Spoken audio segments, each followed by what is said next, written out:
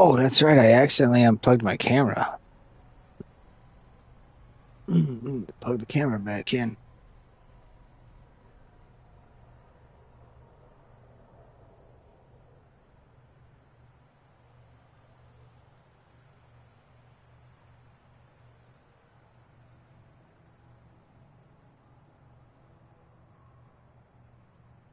Okay.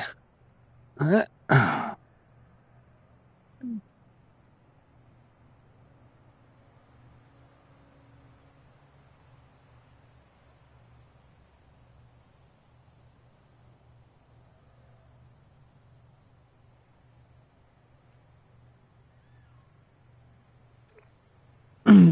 All right.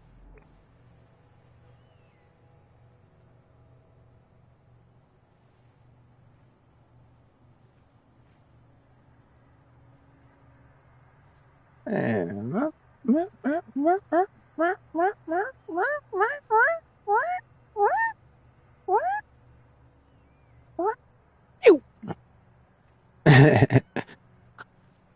there we go. Let's get back and turn off the light, get in that chill mode. Baby girl. Girl? Baby girl. Oops. I'm in the way of my the read chat through my face. All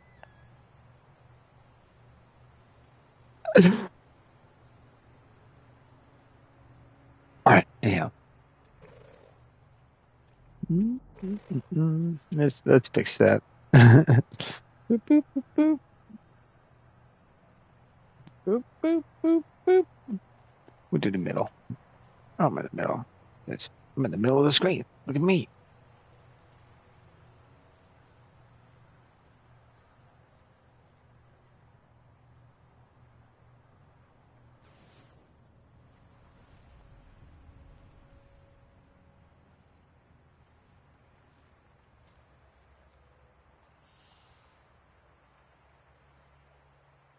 Look at this weird guy.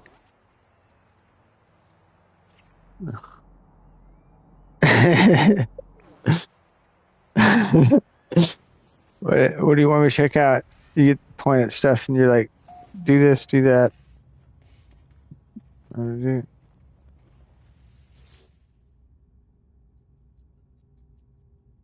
Capture new base screenshot. Dude, base screenshot's gotta be like showing off the planet and stuff, bro. Yeah. Yeah. This is a base screenshot. Thumbs up. Yeah. I like that. How's it going, King Philip? King Philippe? We got our thing. How do we let's do this. What's this photo mode? Photo mode. Oh. Whoa.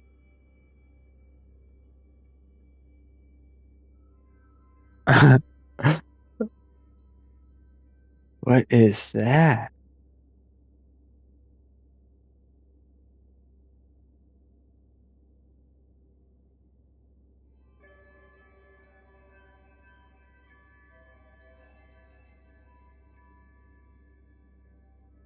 How do I take screenshot?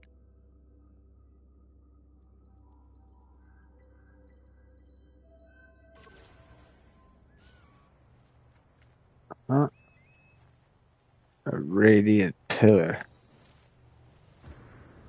How are you going to play in MS? I am going for full exploration. Glowing heart jack, face red heart shape.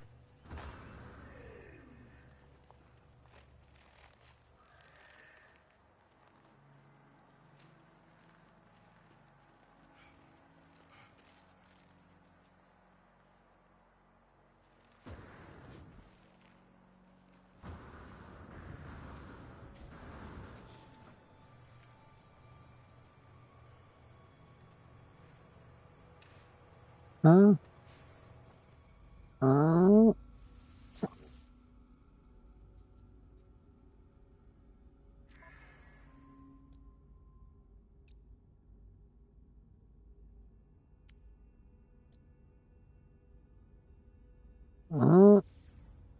Huh.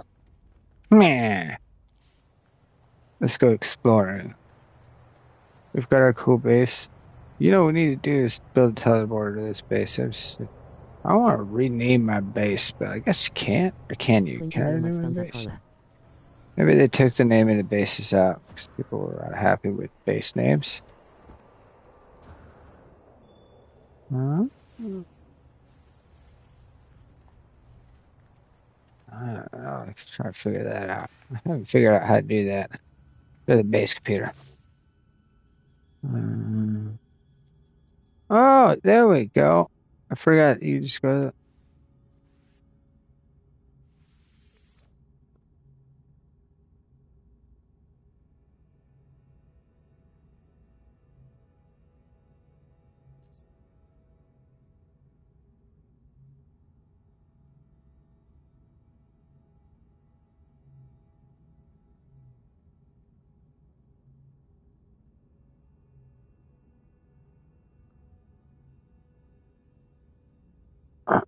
that's I had to wait.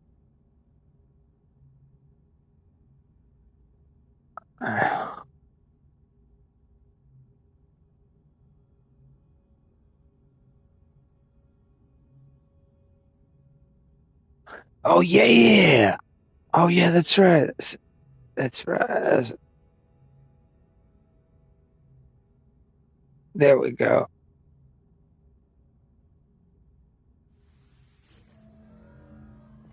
Toger's hideout has been uploaded to the servers. All right, it's time to go exploring.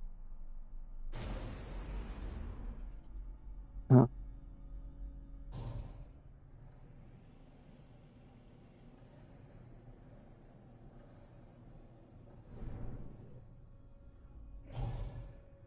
Oh, when you're trying to validate a map.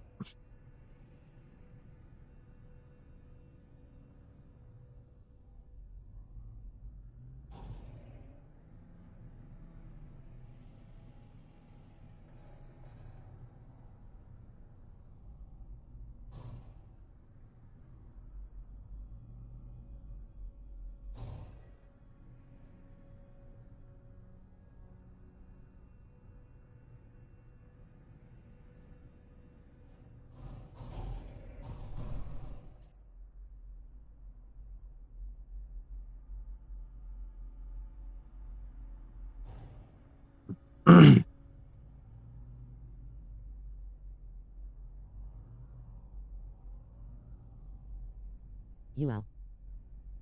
Yo, what is up, Paul?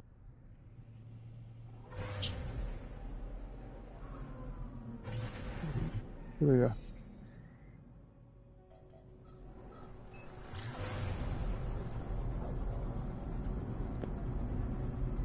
So,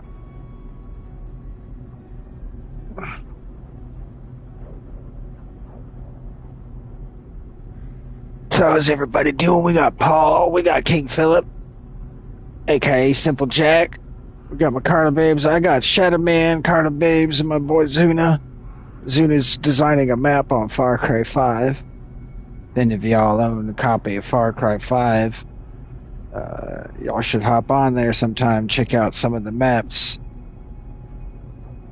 that have been created. Shatterman's got some. Shatterman's, you got quite a few mission maps on Far Cry 5 as well, right?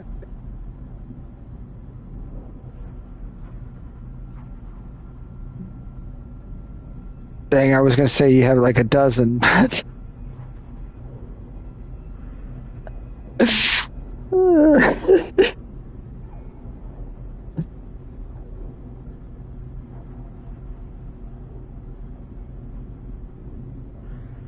right, we're getting there.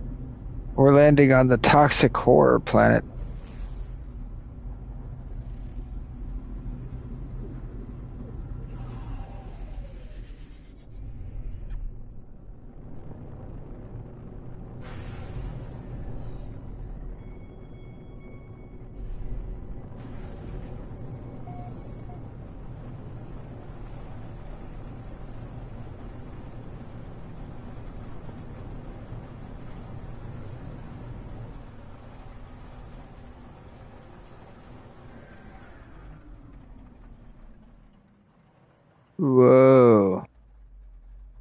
Planet glows at night.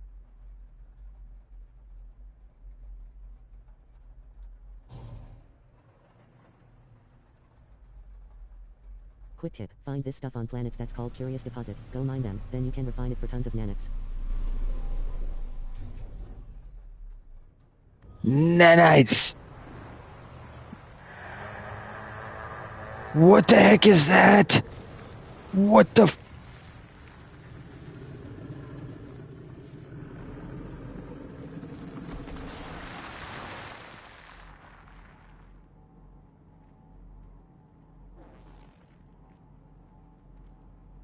Why it won't let me identify him?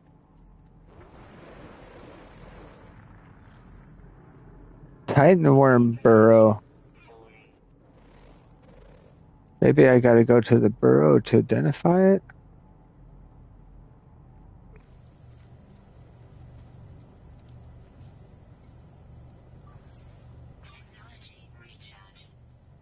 Alright. Well, let's go. We got two crazy things to check out here. This could be fun.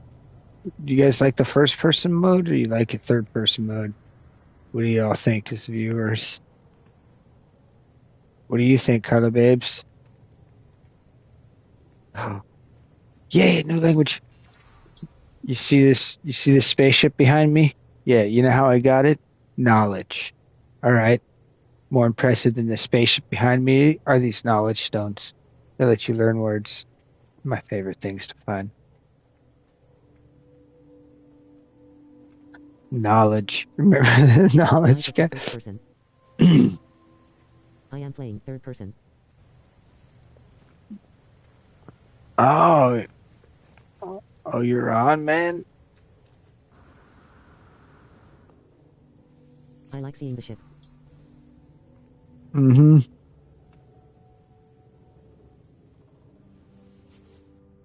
Ooh, okay.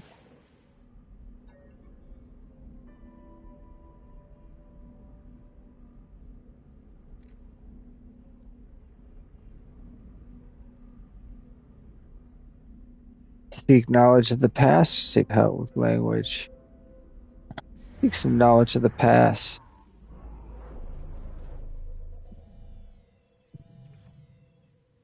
Historical data revealed. Okay, okay. Ancient ruin.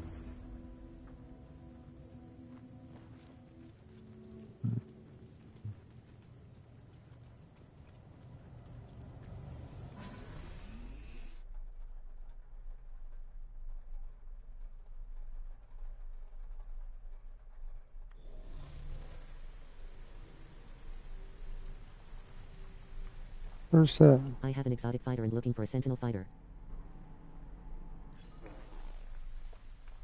Ah, on the hunt for a ship. Whoa!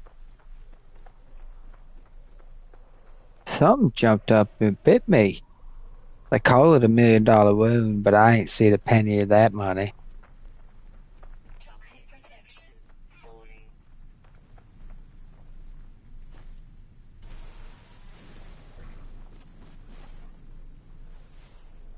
Whoa, unidentified.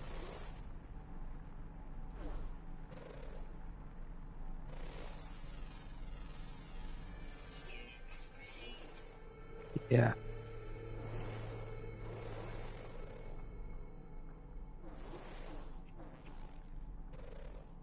Huh?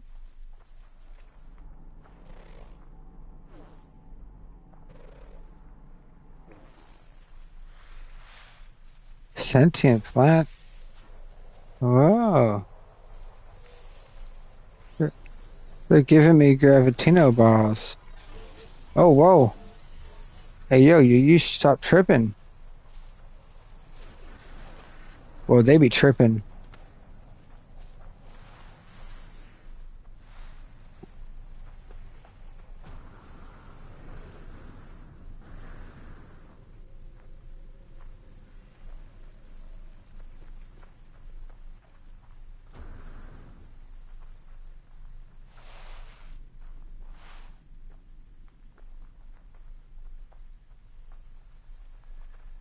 Oh, why can't I run?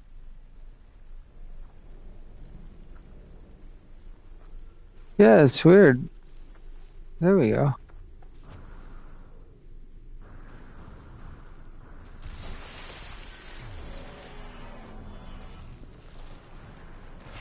Whoa! Whoa! My frame rate is like collapsing here.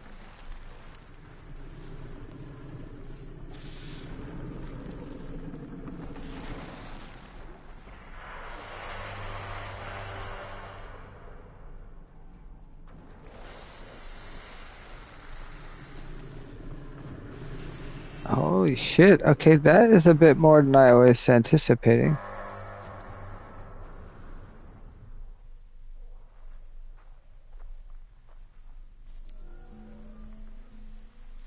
Toxic labels, stabilizing. Dang, bro, I almost got stomped on. Yeah, I'm getting disorientated for some odd reason in first person mode.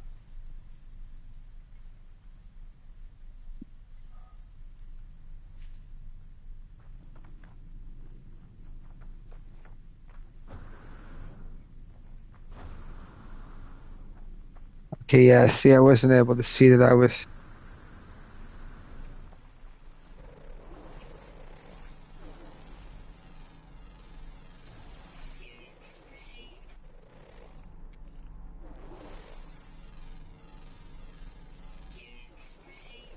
Victory hand, victory hand.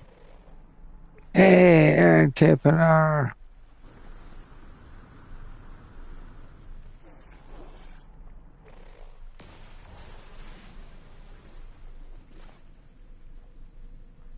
What the heck?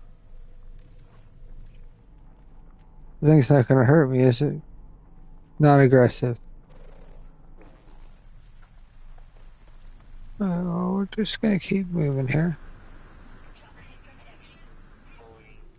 Oh yeah.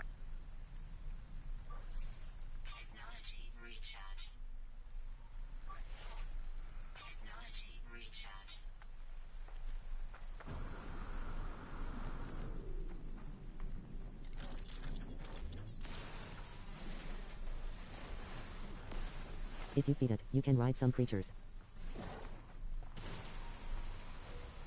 Okay. Have any of you guys heard about that Light No Fire game?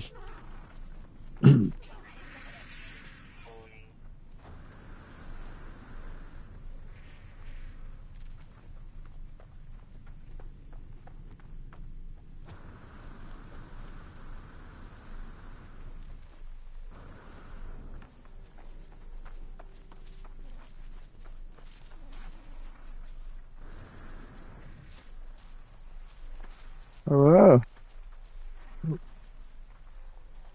What happened?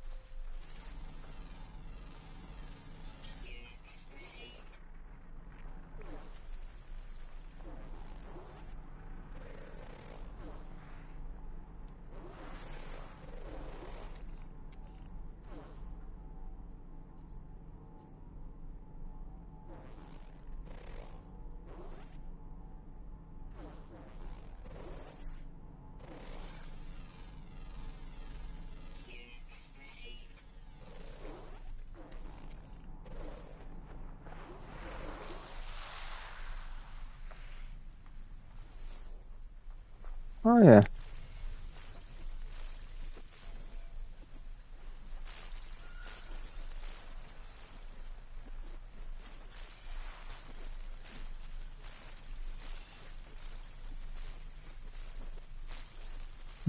Flowers.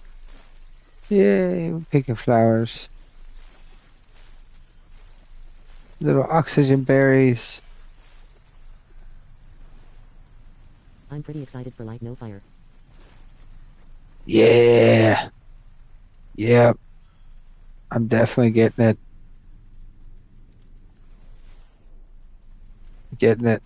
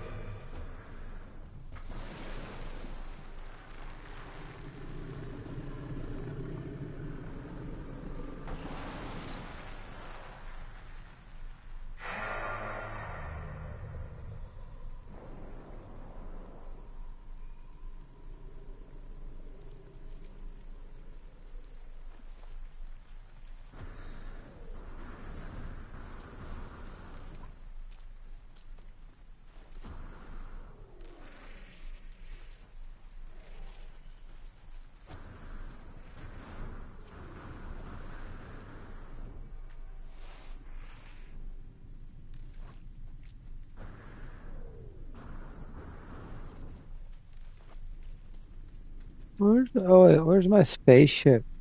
Going there.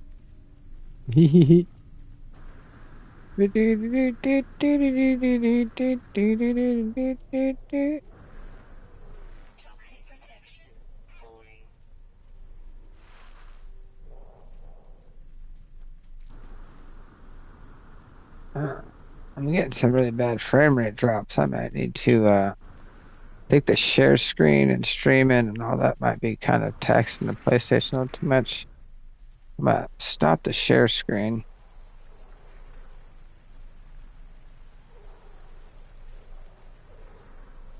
See if that helps. Yeah.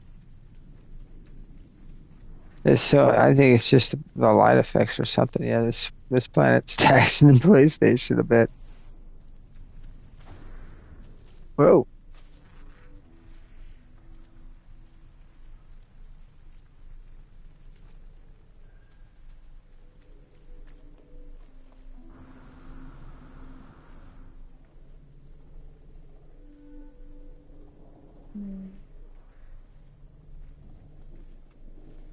Oh,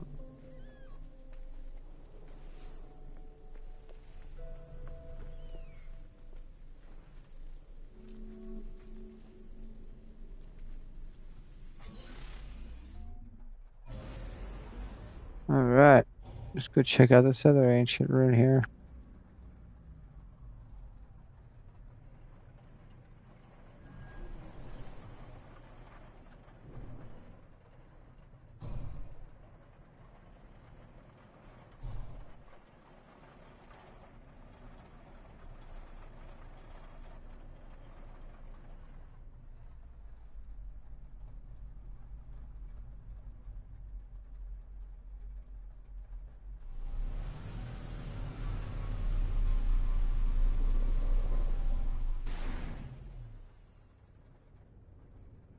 Hmm.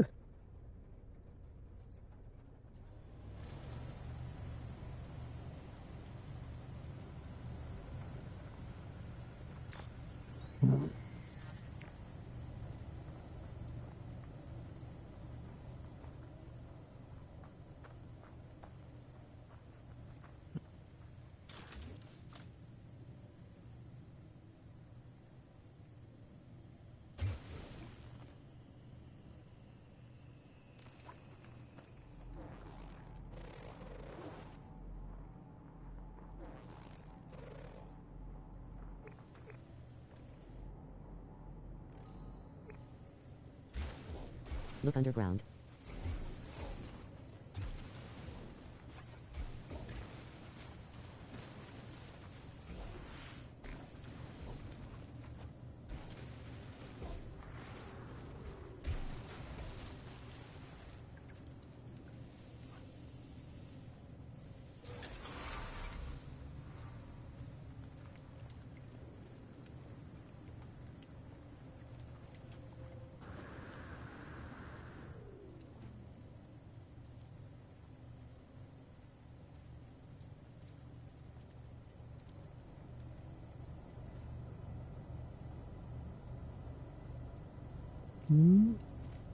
Are you smart?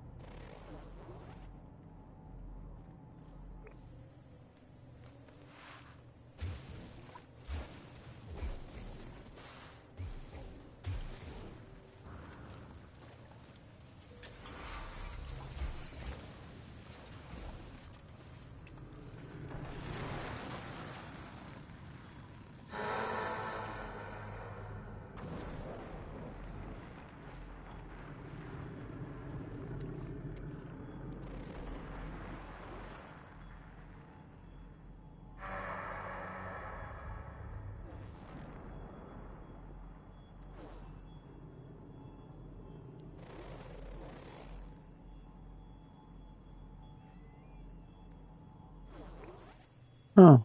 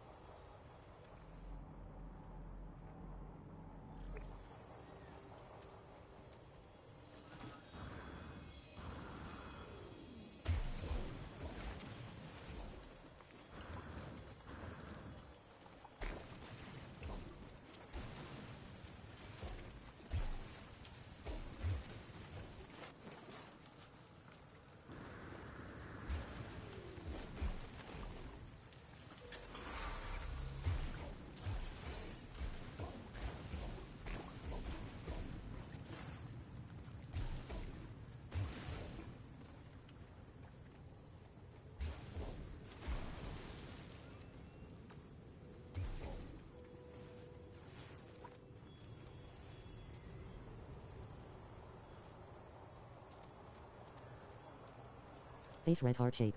Victory hand, victory hand. If you feed it, you can ride some creatures. I'm pretty excited for light no fire. Look underground. Yeah.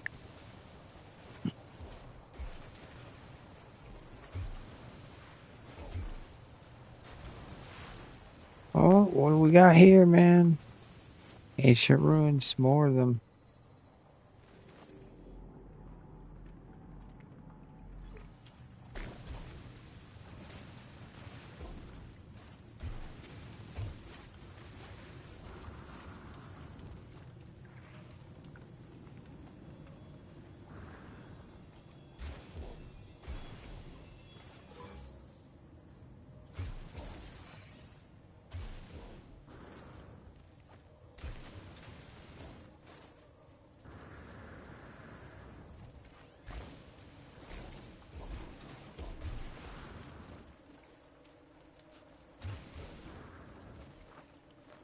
Oh. Hmm.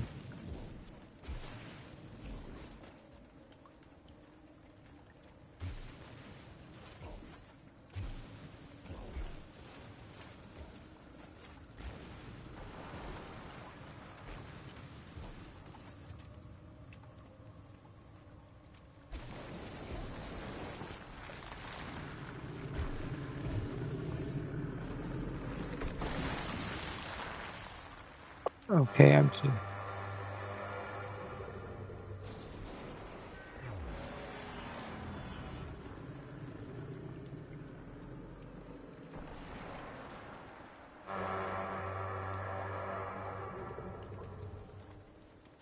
Okay.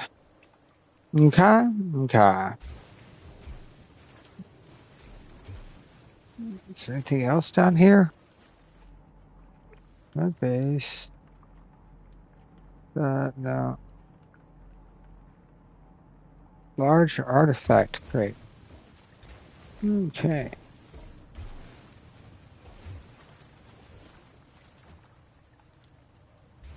If you can destroy farm the sentinels for a good map for ships and multi-tools. Hmm.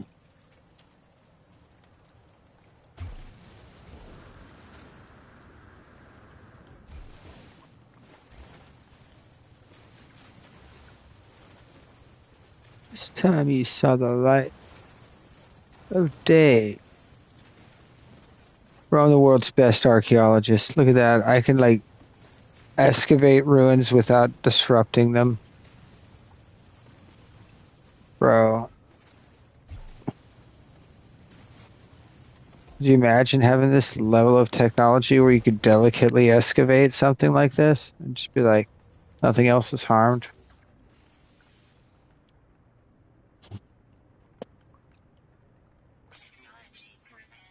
Ah,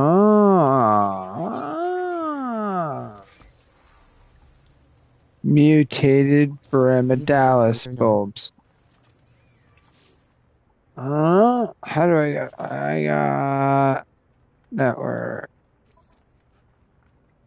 Multiplayer enable. Can join anyone. Voice chat allow.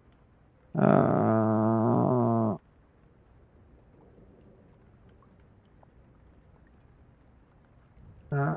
cross-platform enabled. Yeah.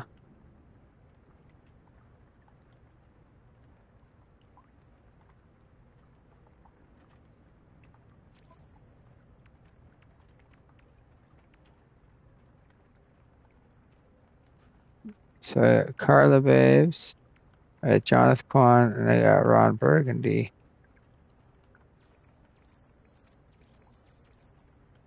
I see you friendly fire off. PvP clinking beer mugs thumbs up.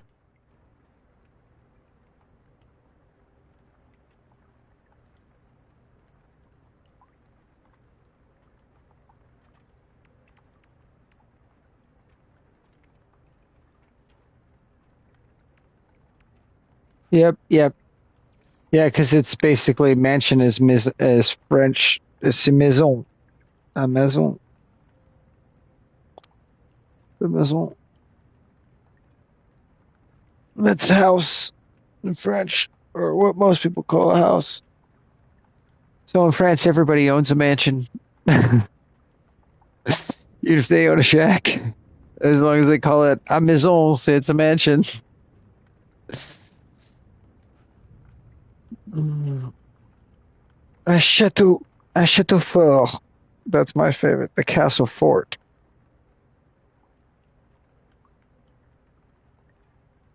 Oop. Yeah. Going allow PvP. No one.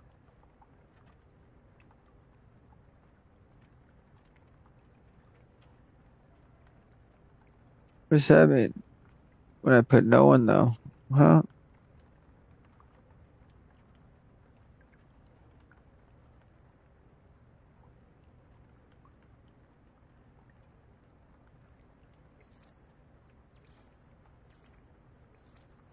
Oh.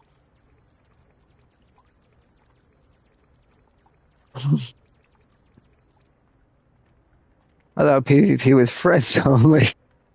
That sounds fun. There we go. Friends only. Only friends can PvP me. Because right now I'd get smacked if I tried to PvP Are you anybody. interested in Star Citizens? Um, I haven't really looked into that game much. It seems pretty interesting.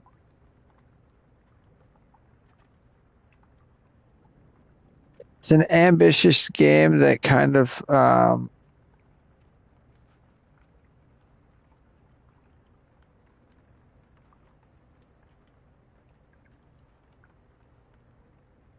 what it's doing could change the way um massive multiplayer The game games feels like a giant online like scam. uh, that I wouldn't be surprised.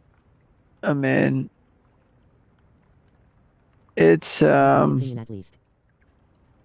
I've just I've never played it, so I've really and I've watched people play it, but it seems like it's an inevitable cash grab because of the scope that's been poured into the game. But it seems like it's already grabbed the cash it needs. So I don't know. I personally am looking for, like I said, No Man's Sky. I think is set a precedence with supporting your game beyond its release. Um, and I think that because and I mean not like how do you say because I think all games should do that. Even a game that's completely successful at launch that launches to high praise should honestly put the same amount of effort in their games as No Man's Sky did. Like as far as like keeping your game fresh and supporting it for a significant period of time. Like I just don't understand why they just don't like, you know, why couldn't similarly to how they've upgraded the engine and all sorts of stuff and made the game like function better and optimize it, like why couldn't we have gotten Battlefield 5 and then or just buy a game and everything just be an add-on instead of a fresh game. You know what I mean?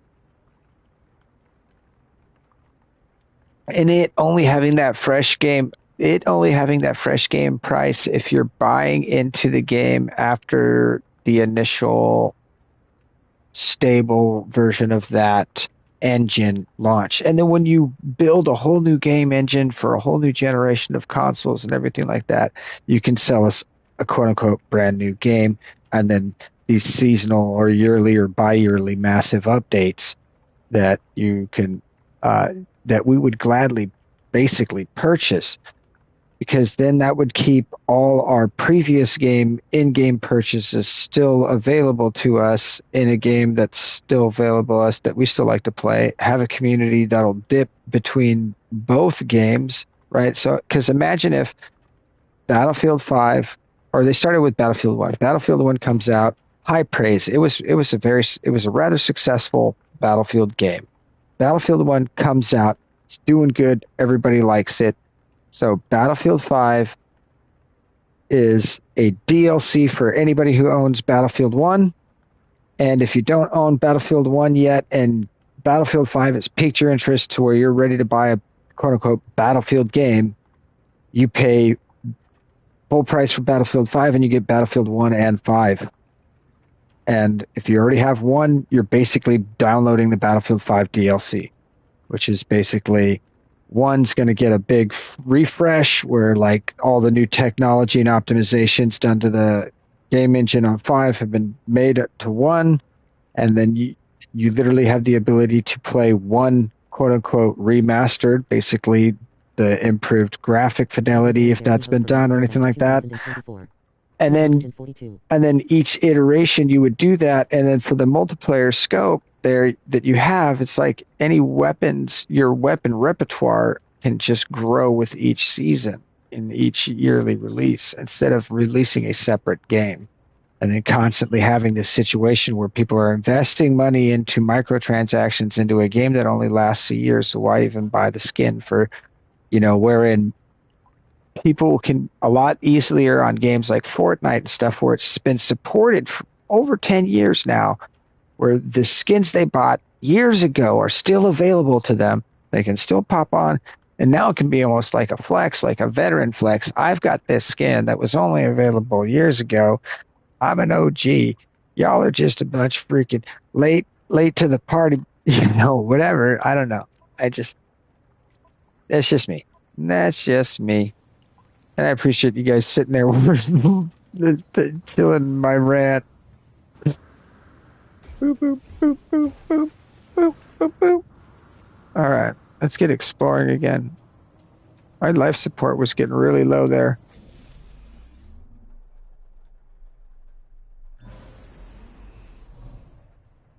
Low on fuel.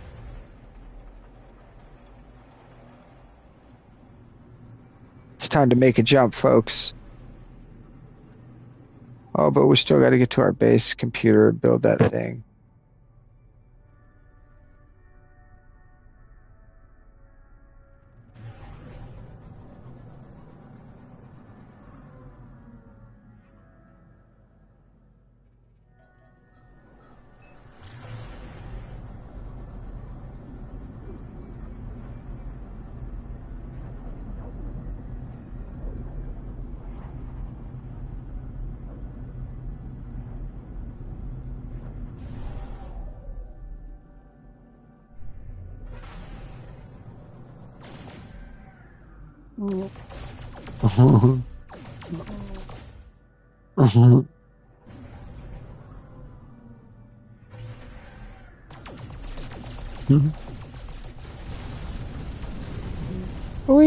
I get to shoot space rock. I am renaming every solar system discovered. I using NMS as Whoa. on my channel face with tears of joy blinking blue much thumbs up boom NMS.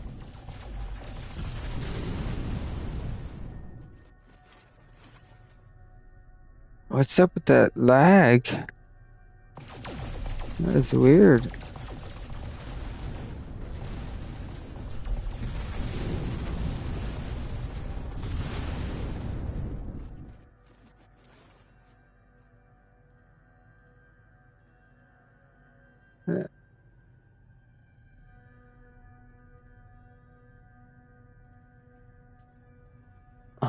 Is this?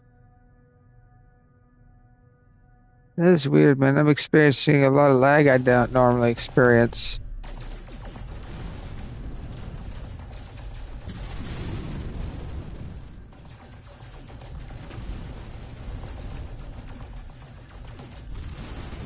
Like that.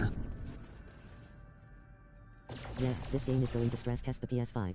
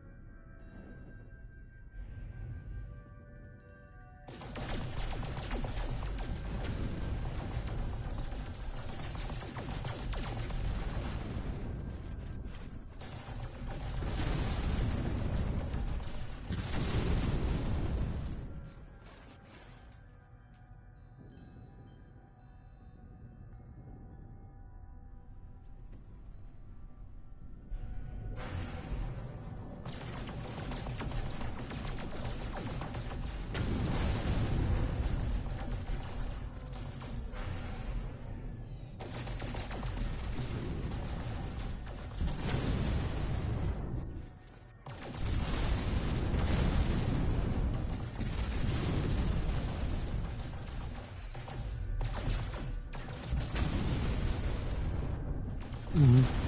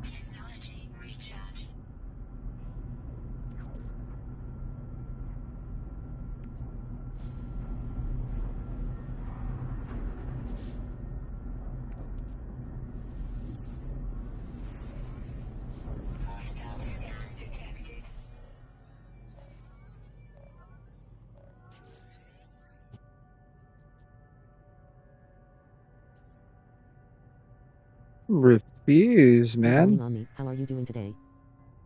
Doing good. What's up, Mike? What's going on, buddy? All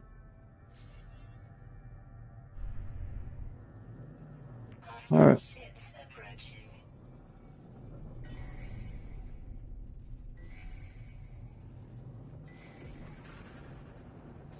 That's weird. I wonder what my PlayStation's having problems, bro. This isn't normal.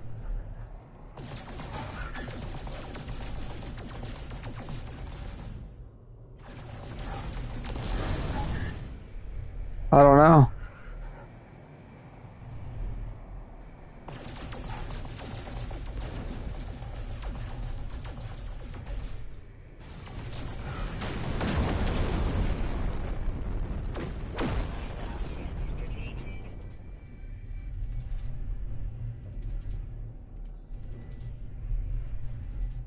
It seems to be lagging out in reference to like, I don't know, in-game events.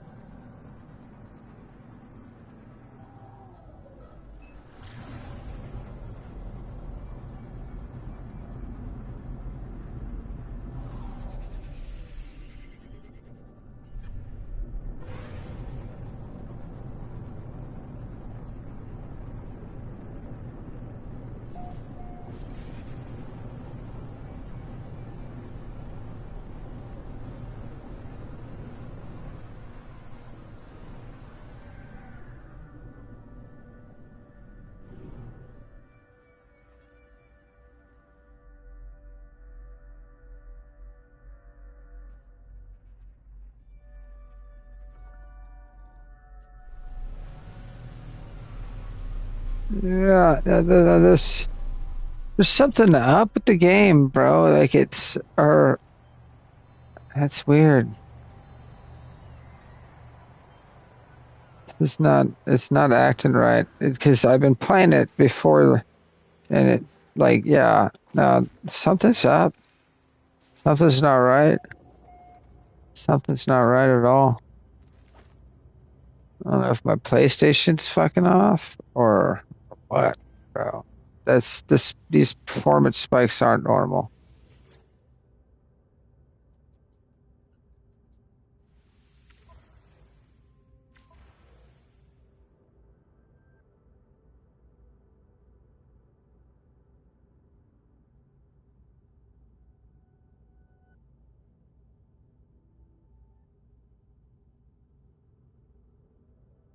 That's weird.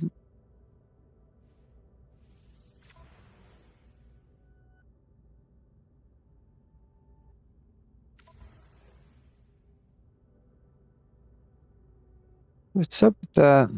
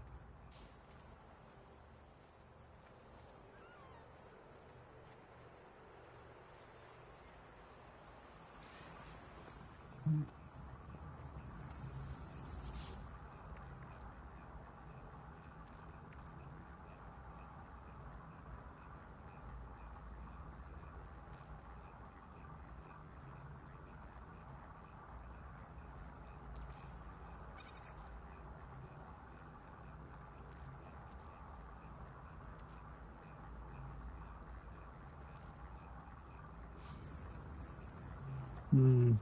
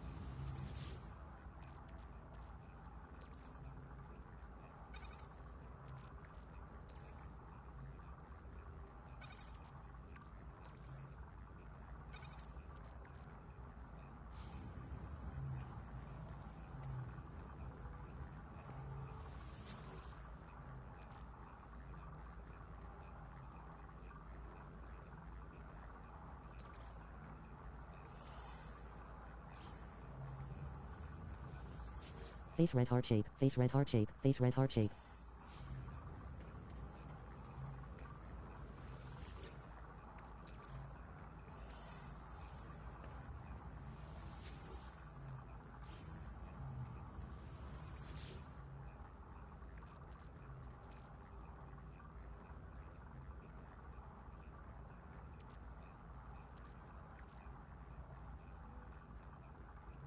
BRB.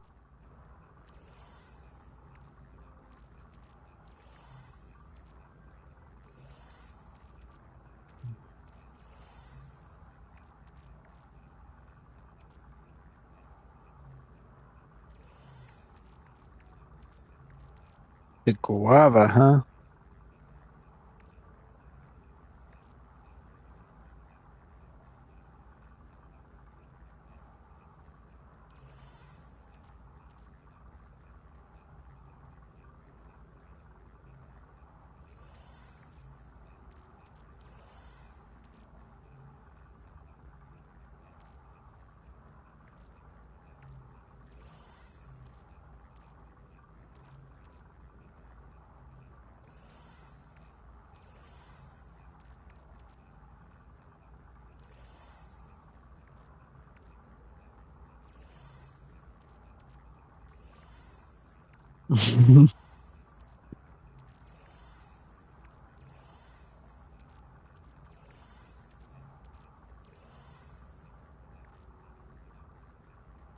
So how do I craft? How do I craft stuff? Or no, I was trying to move this stuff. I'm baked.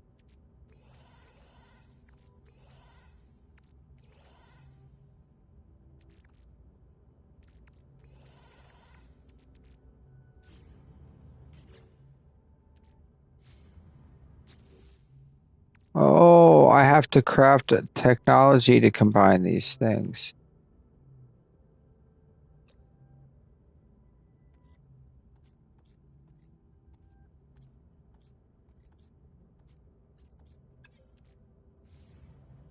All right.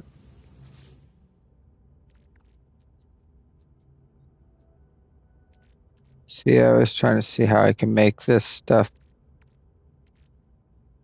you know. Uh,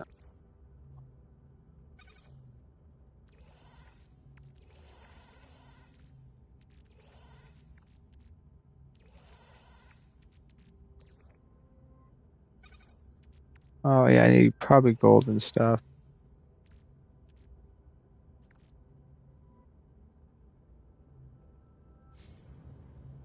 All right, so we gotta build.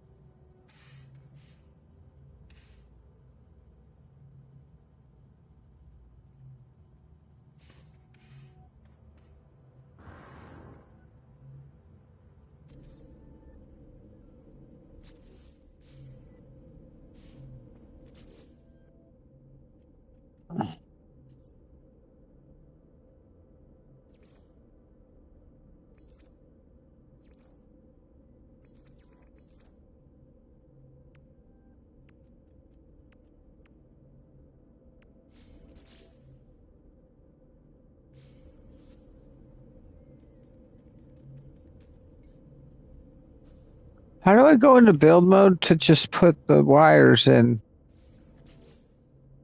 Just I want to put a wire down to connect the thing to power it. There it is. And okay, I have a real problem understanding the building in this game.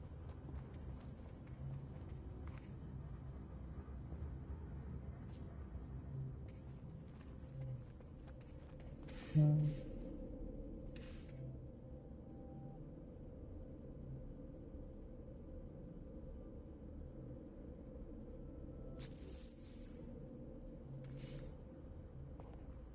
Alright, so we got the base teleporter.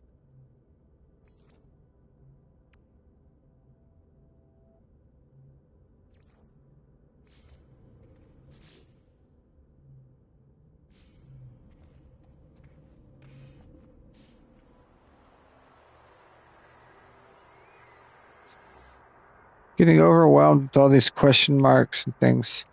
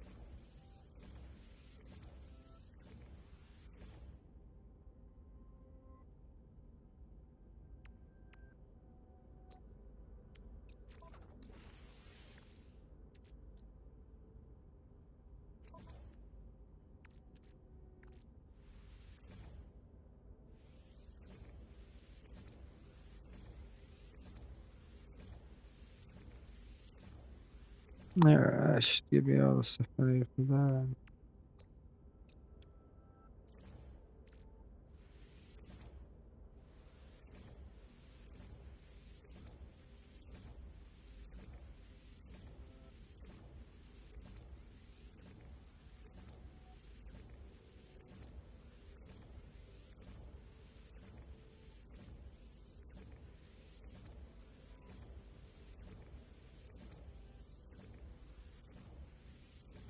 I have not done any base building or refining. Still have to explore that part. There we go.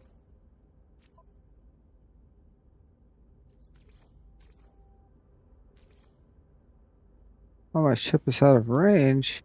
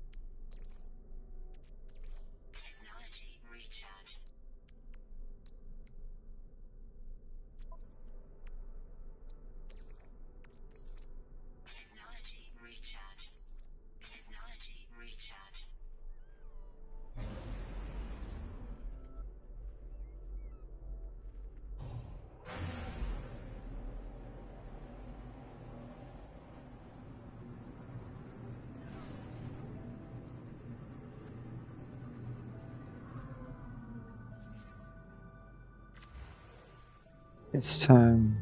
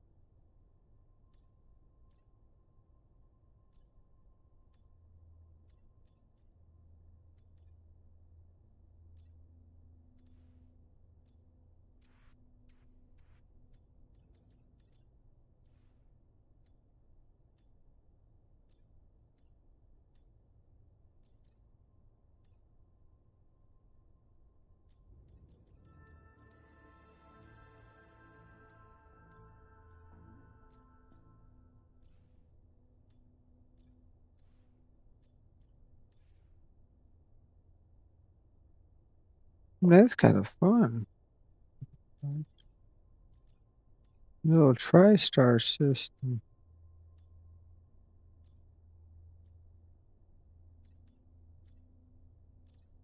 Let's go by the GEC first.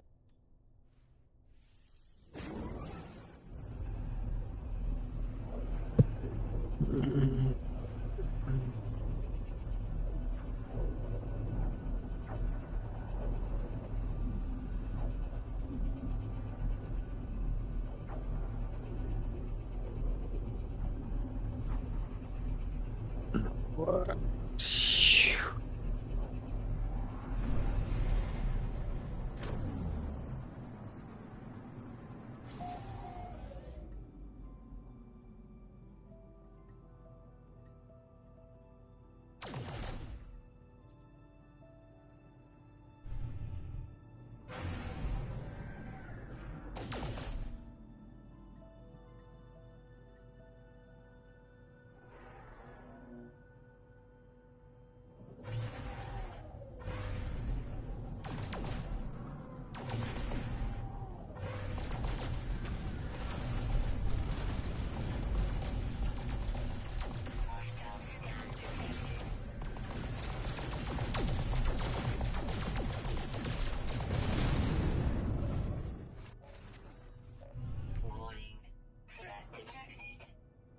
Oh, come at me.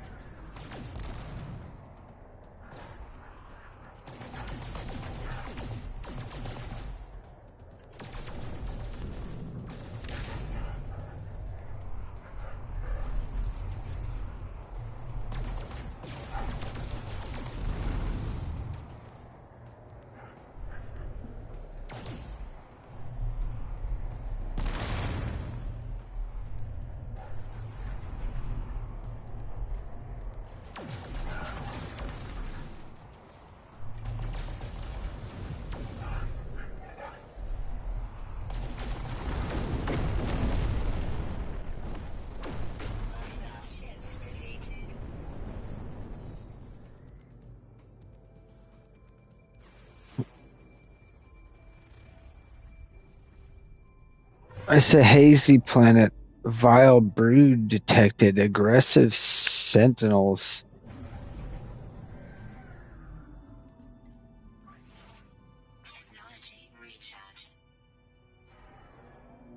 This looks like a fun place to be.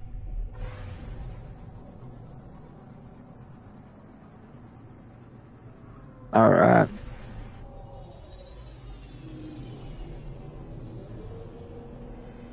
There's some vile broods, man. Aggressive sentinels. Dude, the Gek might be biting off more than they can chew. Yeah. Oh, yeah, yeah, yeah, yeah, yeah, yeah.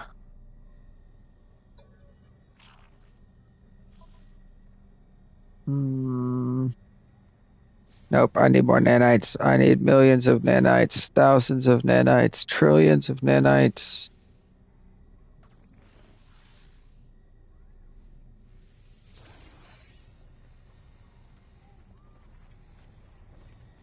Where's my spaceship upgrade station?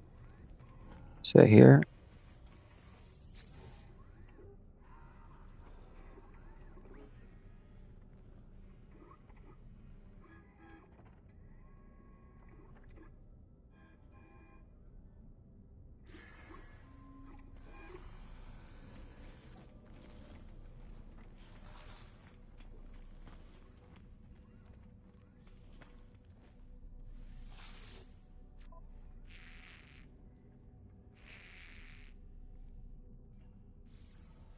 When do I get my missions and such, man? Well, let's learn some language. Mm, mm.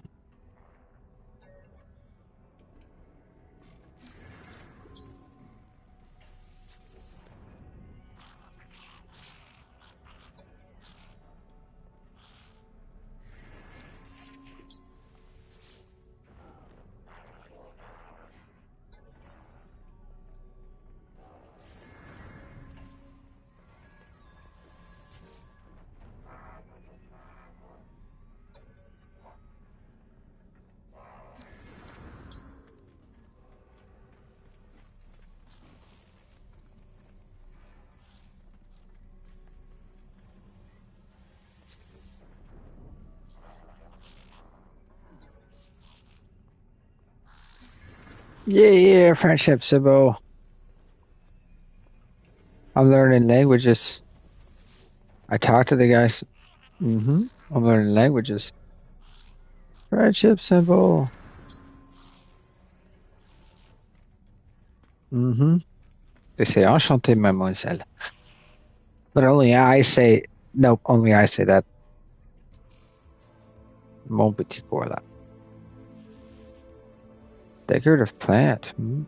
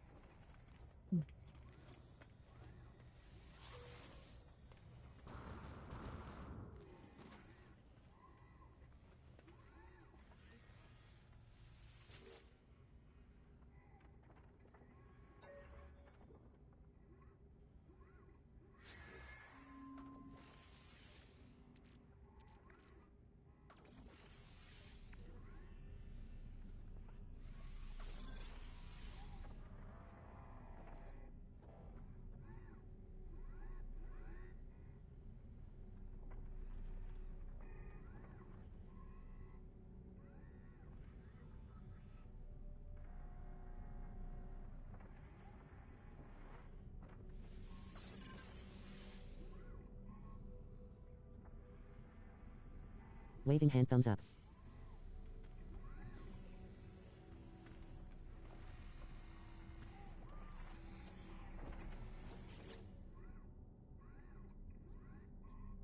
Wow, how do you?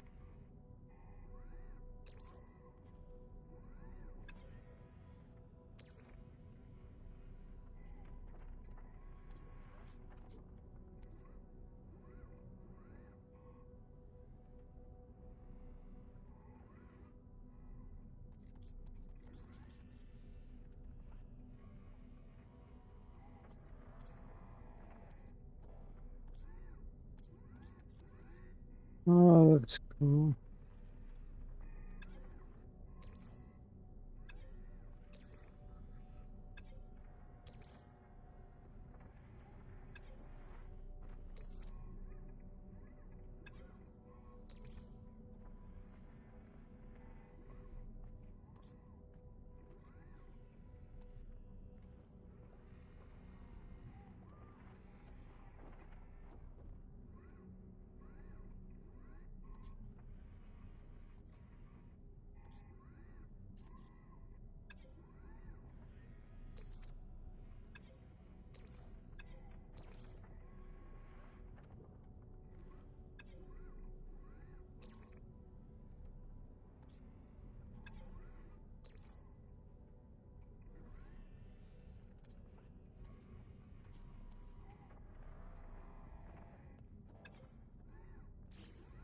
crazy.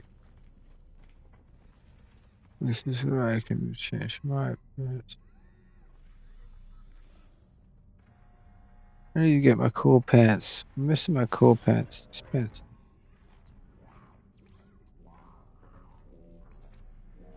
There's my cool pants. Cool pants.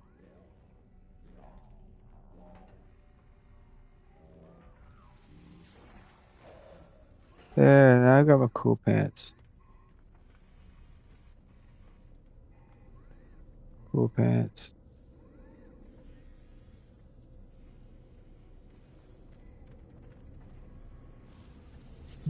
What you got for sale? What you got for sale, my friend? Life support gel, hydraulic wiring, microprocessors. What do I have for sale? I have gold. I have lots of ferrite and lots of ferrite dust. A nice cobalt dagger. It's worth some stuff. Oh yeah, I should give some guys some gifts, man. Where was that one guy? Uh, mission agent. Yeah.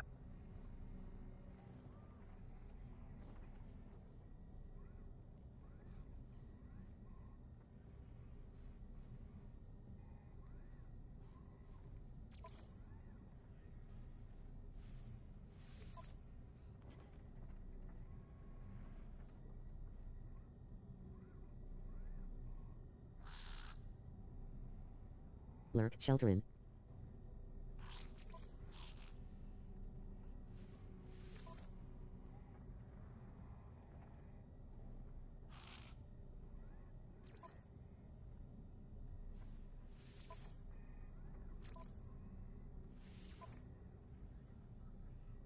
All right.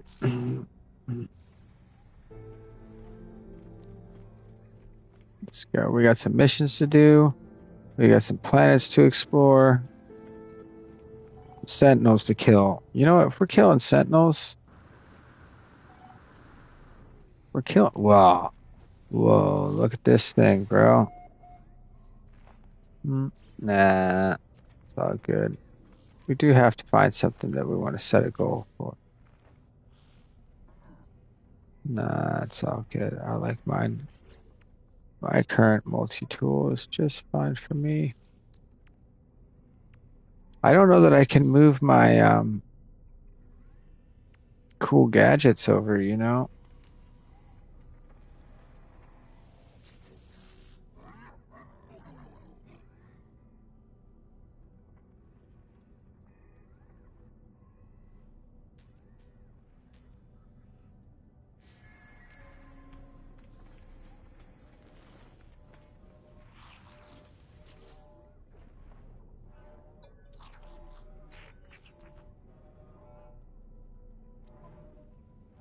Oh.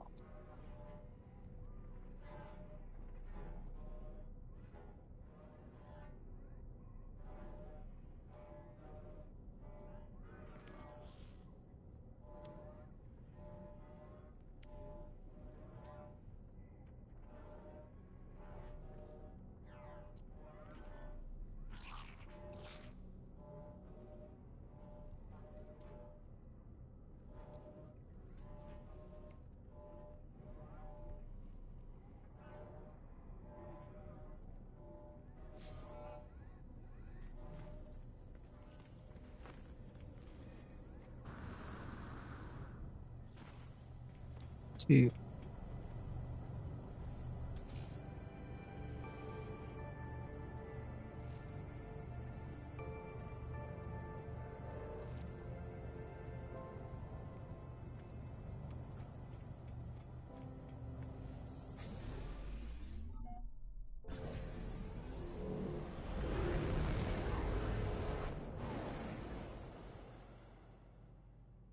Hazy Planet, Gromsy Prime. What's the farthest one? Let's go check out this. There's a moon. There's this guy. 2 hours. 40 minutes.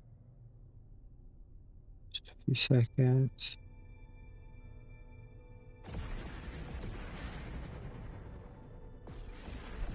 Whoa, let's go check this out. What's going on here?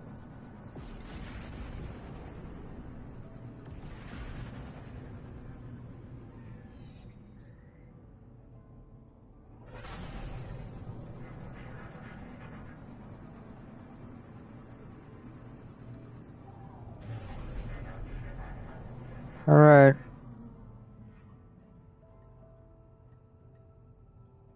Looks like that's.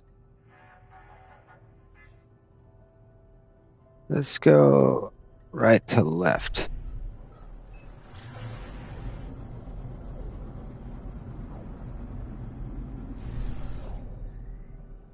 Let's see what.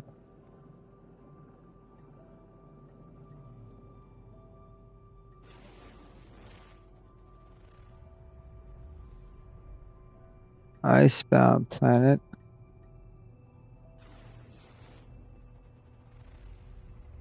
I see planet.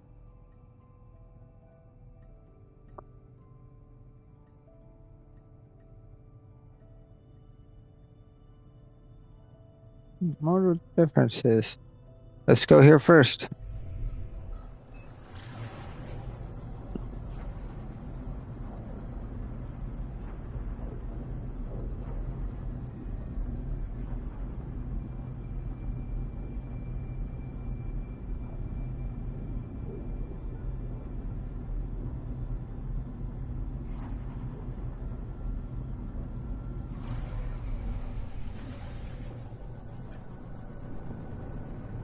Wow, it's like pink ice.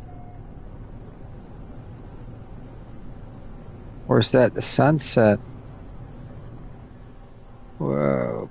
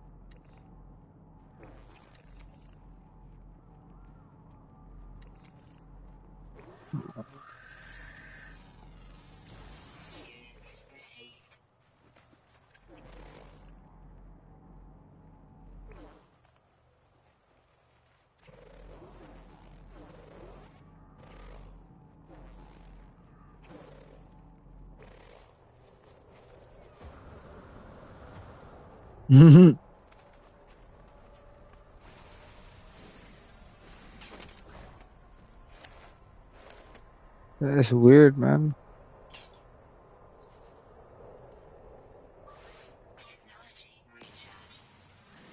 Like, where is this sudden drop in frame rate coming from?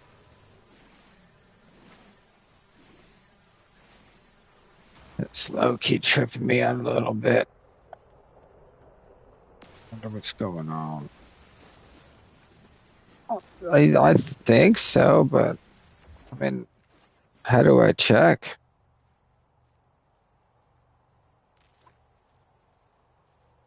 I don't know that I can go into the settings while I'm in the game. Here, let's go to home screen.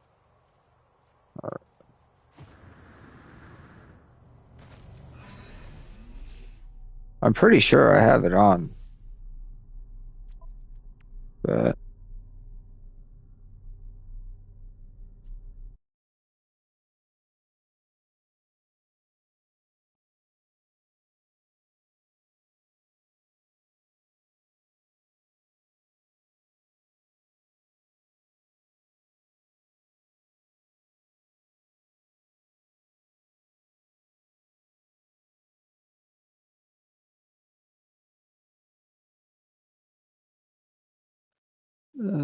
system.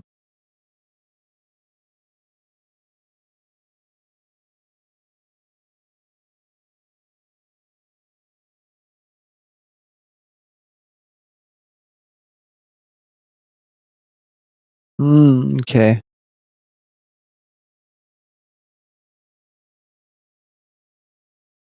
Yep, I'm performance mode. Yeah. Uh,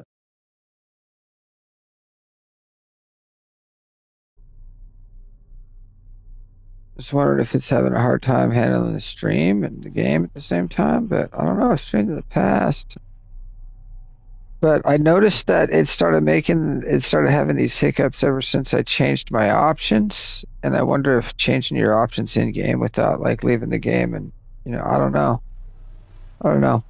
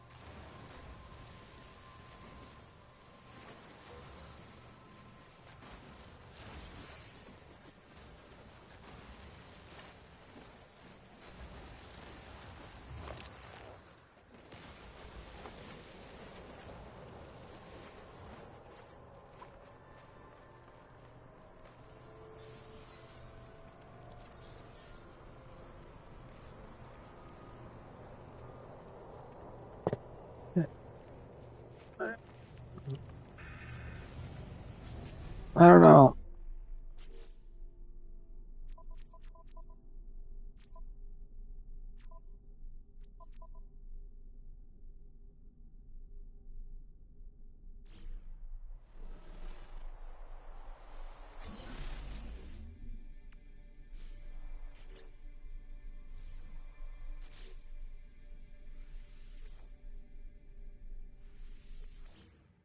Yeah, something's up with the PlayStation, man.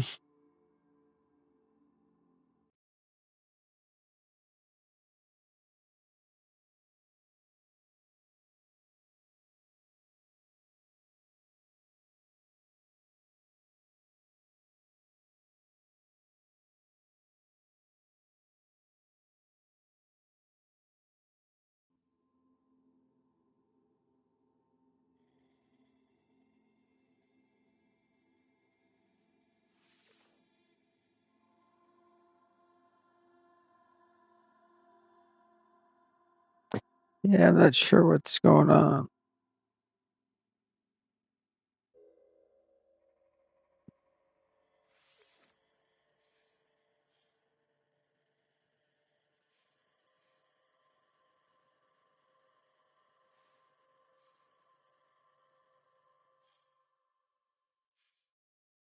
Oh, do I have to start a new game in order to do that? Is that what it's saying? This Liquidator's Expedition.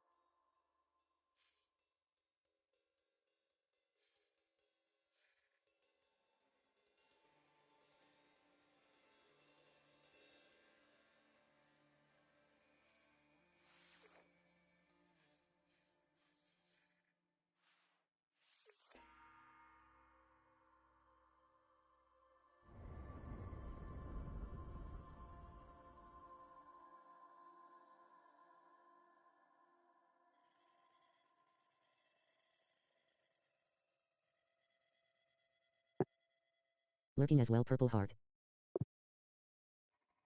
Well, too bad I already did an expedition. I'll have to go out. I have to exit.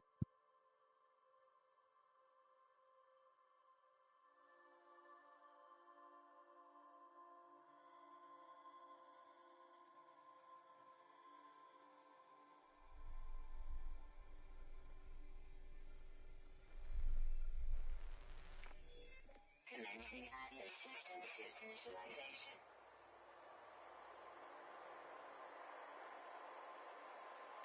Life support systems activated. Shield kinetic system online.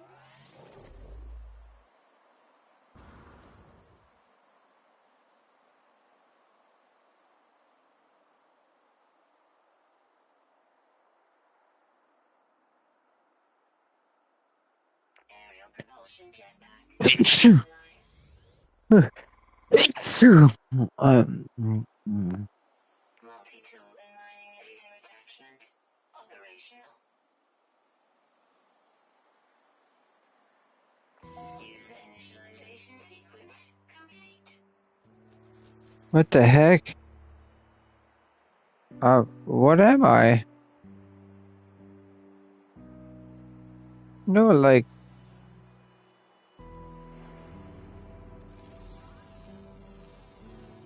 Units received.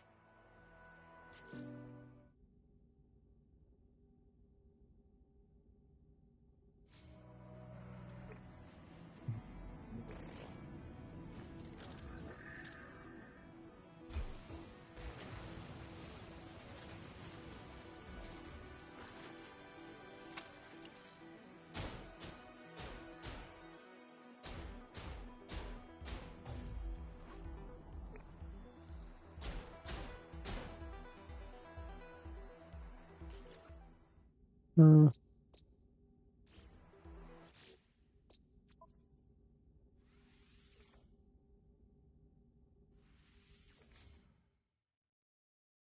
there we go.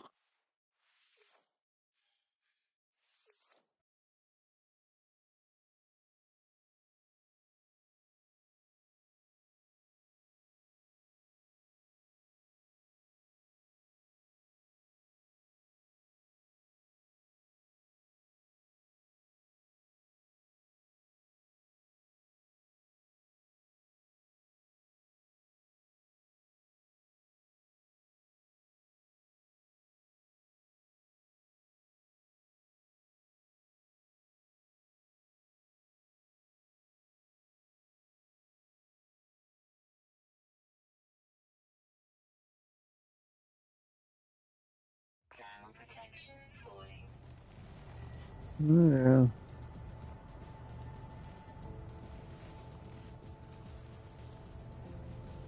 Already seems to be working a lot better here. I'm not experiencing weird things.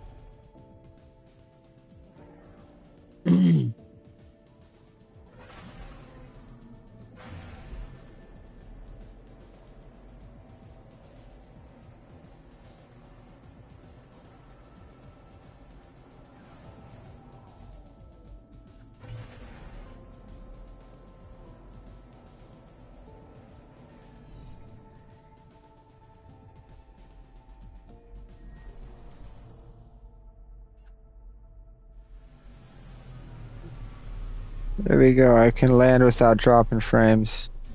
Yeah, there was just.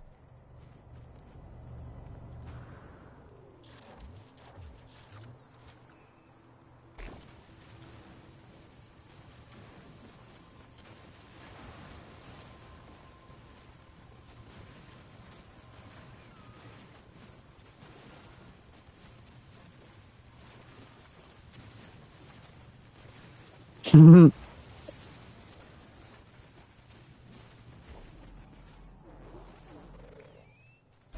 protection fully.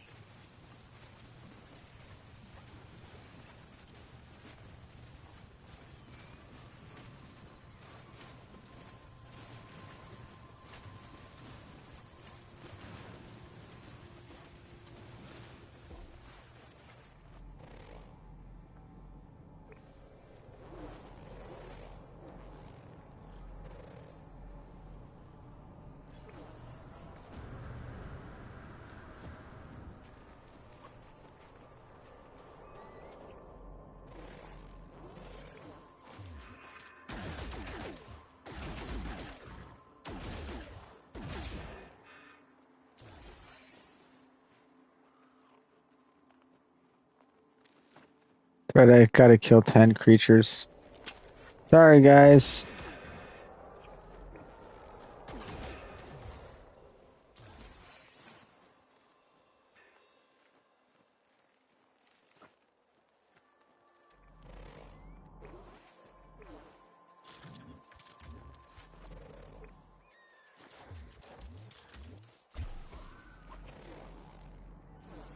There's a buried technology module.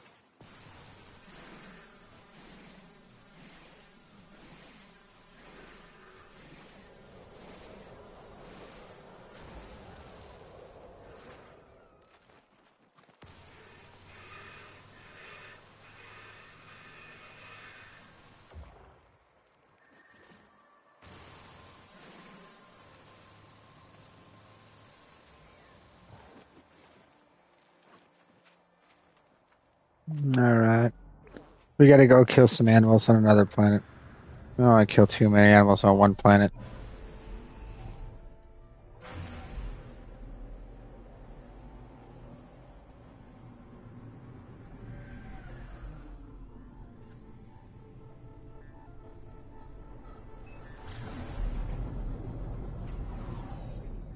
Oh, there's a moon for us to kill stuff on.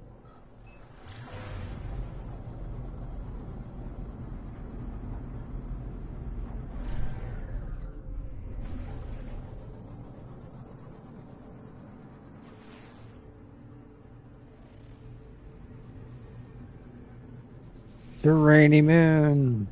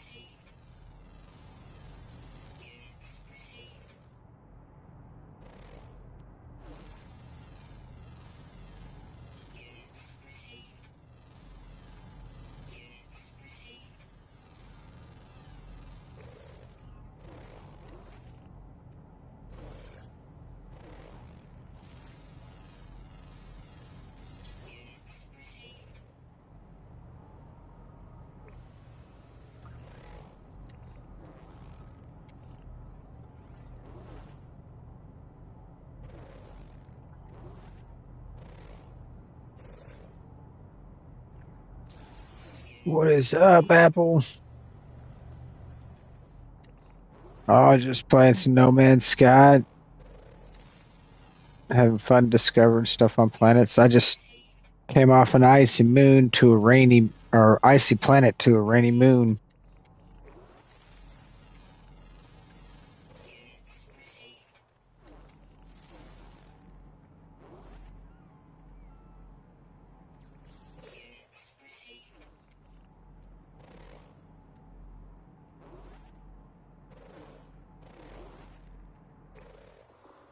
Mm-hmm.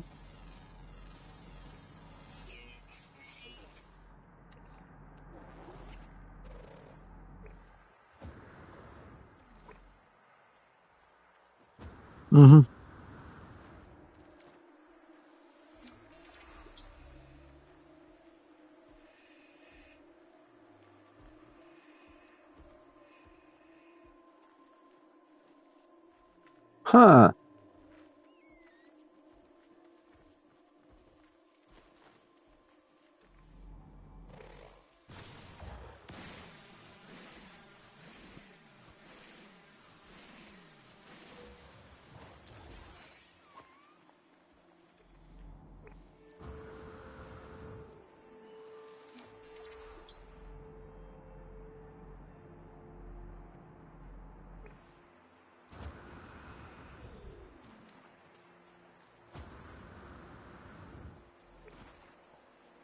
Oh, yeah.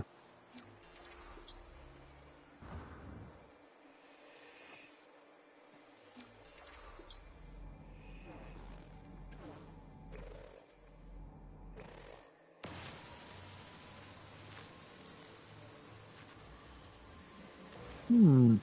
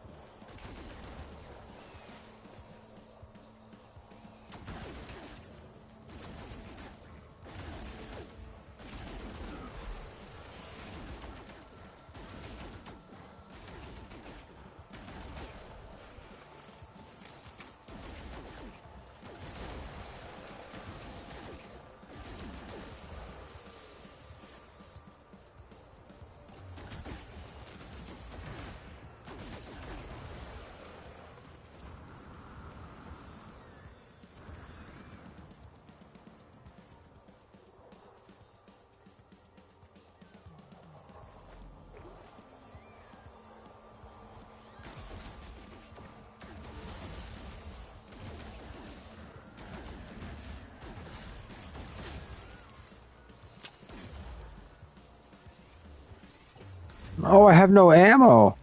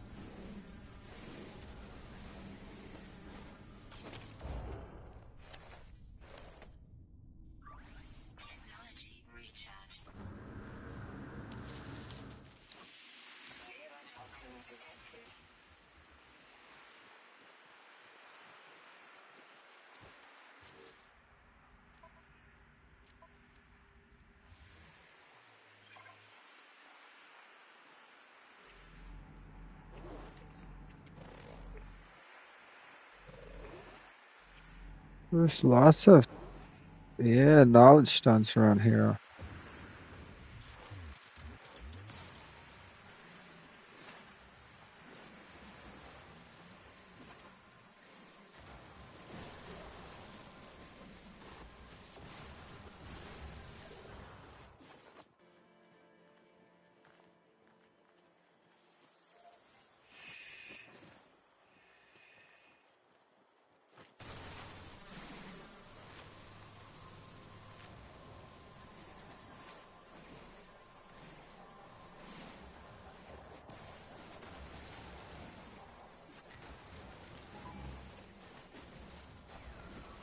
Warning. Sentinel drone activated.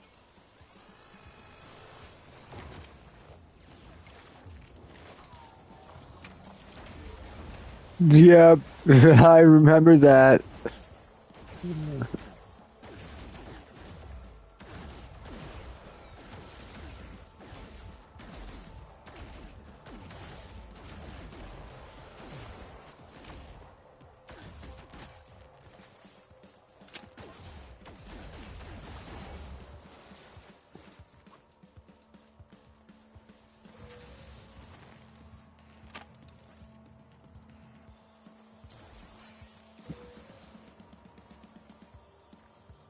Warning. Sentinel combat unit deployed.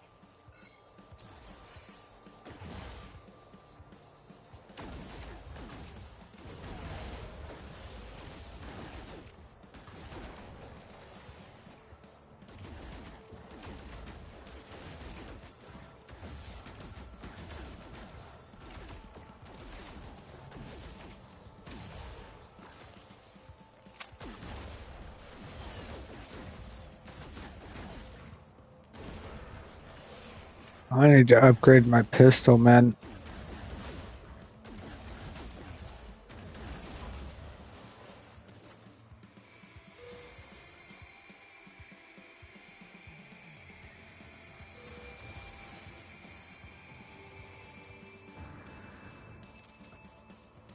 Warning. Elite Sentinel force.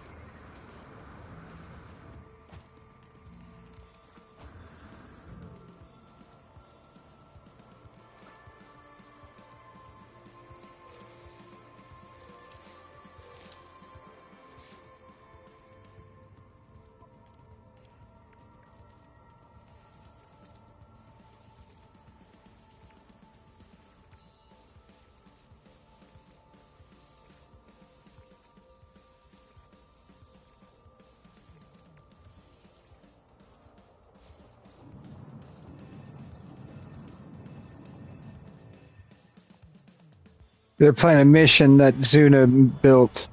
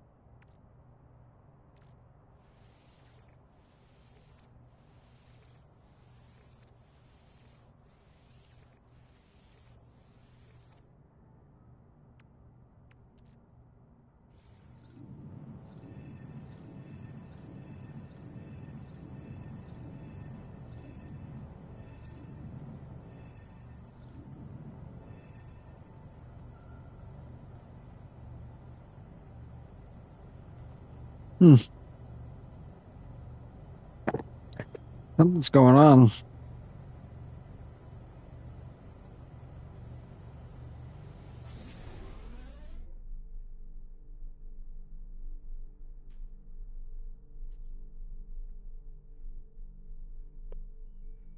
Hmm.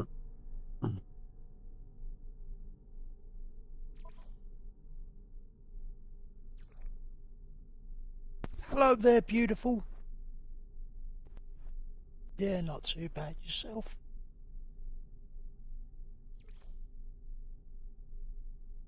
It's been very humid and well, it's been hot for me. I struggle with the heat now and the humidity. Ah, yes.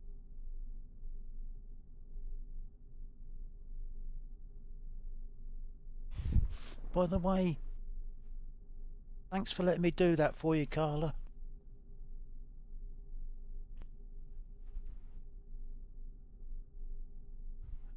Well, you can kiss my butt at some point, but not right now, thank you.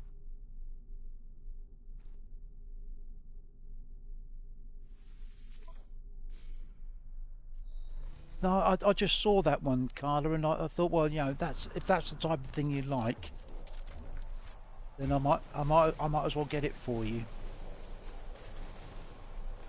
If you want the truth. Sorry? She's doing fine. Doing fine, bless her. She's having to put up with me all the time. Uh, and you would know what that's like, wouldn't you, Omi? Yeah. Yeah, Carla does a great job putting up with me. I know, mate. We live a hard life, don't we? Yes, we do. Oh. But no, I mean, no, she's doing fine.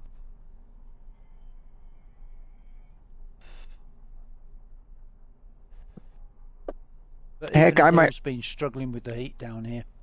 I might be going over to your end of the pond here pretty soon. Go visit my parents in France. All right, okay. But you do know the English don't really like the French, don't you? Oh yeah, they keep saying that, but then we're always friends. So, Do you know how the V sign started? no. When people put their two fingers up, which normally means fuck you. Mm-hmm. You know how that started? Uh, the longbowmen. That's right, the longbowmen, the English longbowmen. And what they used to do is they used to wave their two fingers at the French to turn and say, "Look, we've got our two fingers. We can shoot our bow." Mm-hmm. And when the Frenchmen or the French used to catch the longbowmen, they'd chop the two fingers off so they couldn't do it. So that's where the actual symbol came from.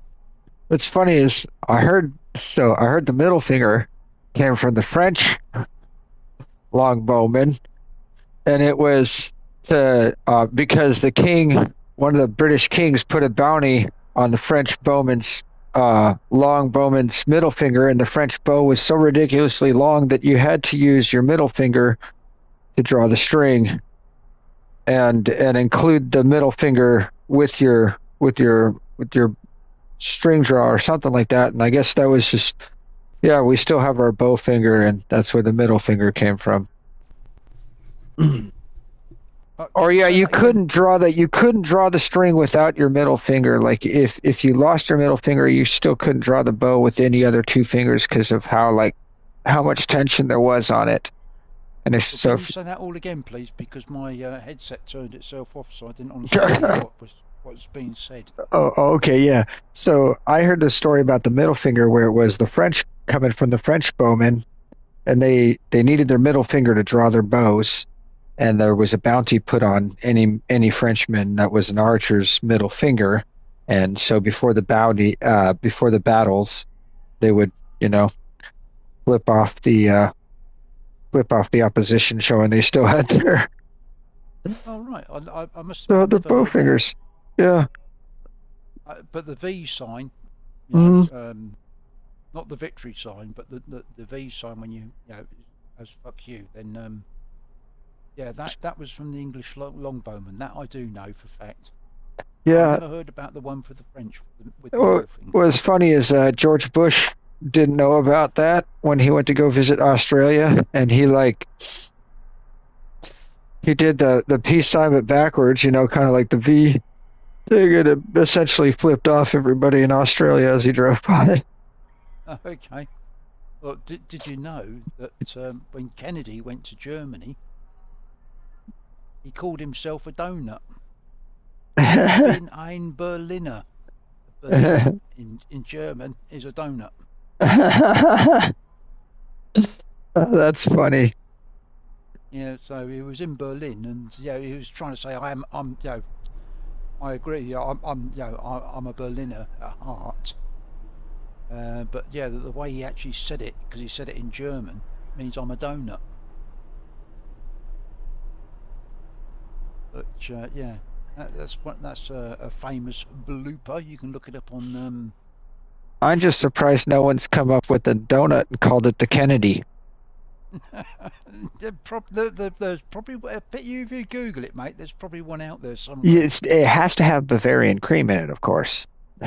Well, I wouldn't know about that, mate.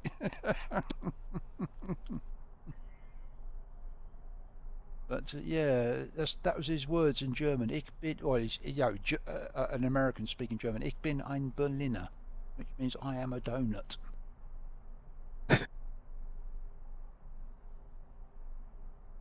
He'd be I found it quite amusing the first time I actually heard it. I'll be honest, because obviously I speak German as well. German.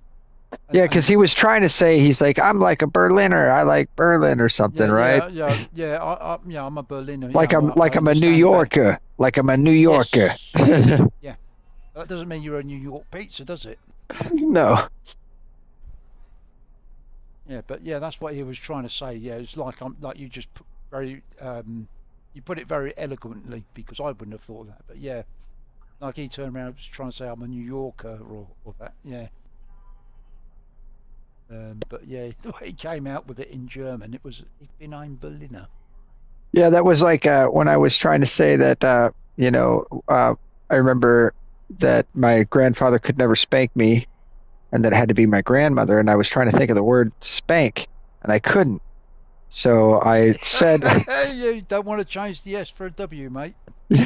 and so like I was trying to, well, because I'm speaking French, and I'm trying to think of the word, and I couldn't remember what it was, so I said coup de fesse, which roughly translates not slapping someone's ass, but someone slapping you with their ass. Oh right. So I got ass slapped when I was a kid. Well, there was one time I came over from Germany with my ex-wife, and I went shopping, and my mum was with me, and I was having this full-blown conversation with this shop assistant, and I was going, "Are you absolutely fucking stupid?" I wasn't speaking in English; I was speaking in German. I didn't realise it. You absolutely fucking stupid! Don't you understand? All I want is, Um, And my mum actually tells Andy, "You're speaking in Gunfighter. German." Face with tears of joy. So I'd obviously been in Germany for so long, it was just natural for me to speak German, and I had to apologise to the shop assistant. I said, "Oh, very sorry, I didn't realise I was doing that." But sort of like I was berating. I really was berating this shop assistant for not helping me. I didn't realise all I was doing was speaking in German. Oh. Oh, it is. It is, honestly. I lucked out. I didn't have to do that because I regularly had someone to speak English to, and the dis and just the fact that there's such a distinguishment between the manner of dress and presentation of shops and stores between America and Europe, that like it there's like a almost like a branding, like because you'll have the same um you'll have an Intermarché layout. Companies that owns Intermarché, which is a French superstore, it's going to have a freaking own a subsidiary company that has a store in Germany, and so the layout of the store and all that's going to be similar. So it's like it would be really easy, a lot easier for your mind to still think you're in Germany, even if you're in England, because the architecture, though I've never drastically, thought about it like that, I'll be honest with you. it's just like, see, I get this huge drawing, all these visual signal indicators to tell me that I'm literally in a completely different area of the world. Wherein, like, because I could easily make that. I mean, when I go around, I speak French to the first person I see when I go to Italy, and oh yeah, that's right, we're in Italy. So Well, I always felt sorry for my cousin. He was an American. He lived in Houston, Texas before he died. Yeah, but he spent, I think it was 5 or 6 years at Heidelberg University in Germany. And he studied, and he could read and write in Russian and German. oh Plus, wow, he could also speak, read, and write in Spanish. gosh, he would have been a Cold War asset. Freaking, you know what I mean? I can Well, the imagine fam, some intelligence agencies in the Cold War would have loved a guy like your cousin. it was very strongly rumoured that he was Yeah, yeah. by someone that starts with a C and ends in an A. Yeah. But yeah, he could read and write in German and in Russian, and he spoke it fluently, right? And when I used to phone him up, Hmm. like this is no word of a lie, I used to phone him up at work, and I would get, oh, I'm afraid Mr. Granger's in a board meeting, right? Hmm. But he will speak to you when he comes out, and the phone would close on me, and so about half an hour later, the next thing he'd be phoning me on my mobile from America to England. But and that's not cheap. Yep. And he'd chat with me for about half an hour to an hour, and then he'd turn around and say, "Yeah, well, I've got to go now, Andy. I've got some stuff I need to do, mate."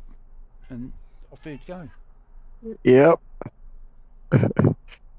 And I did actually ask him. I actually openly asked him. I said, everyone's. He said yes, they approached me. He said, but I didn't accept. And I'm thinking to myself, well, you don't get people phoning you back and spending that length of time on the phone with you without something going wrong somewhere. You know what I mean?